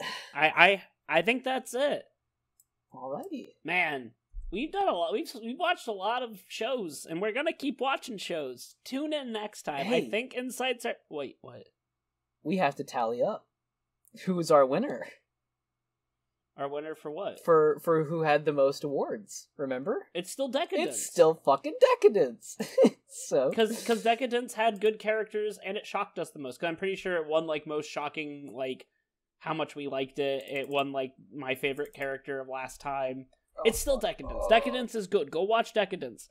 All of our S tier shows, all of our A tier shows, and most of our B tier shows are worth a watch. Yeah. Decadence will never lose. God. Oh no. We've watched a lot of anime. Where does Francis York Morgan? Where would we put Deadly Premonition? Where would we put Deadly Premonition? That's a great question. And I don't think I'm equipped to answer that. Yeah, we'll answer that question next tier list. Do you ever want to put games on here? Eventually, once we finish enough. Right now we have Ball and Wonderworld and Decadence and Hero Hours contract. It's not enough. You said Decadence instead of Deadly Premonition. I'm not thinking. Decadence sticks again, baby. Baby! Alright, thank you so much for listening to our asinine comments. Come join us next time. I believe we're gonna do Gatchaman Crowd's Insight. Yeah. To kind of continue off of our Gatchaman episode. If you liked what you listened to, check us out on Twitch. We stream mostly every Monday. We just finished Deadly Premonition 2. I'm not sure what we're going to do next, but we have a couple ideas in the pipeline. You can follow us on Twitter. I haven't been tweeting recently, been really busy, but I normally tweet pretty cool things, I think. Hit that subscribe button. Let us know what you think of our tier list. Did you like it? Do you think we're a bunch of hipsters who pick random bullshit based on nonsense? Probably. But we don't care if you like that, because we are not your dads.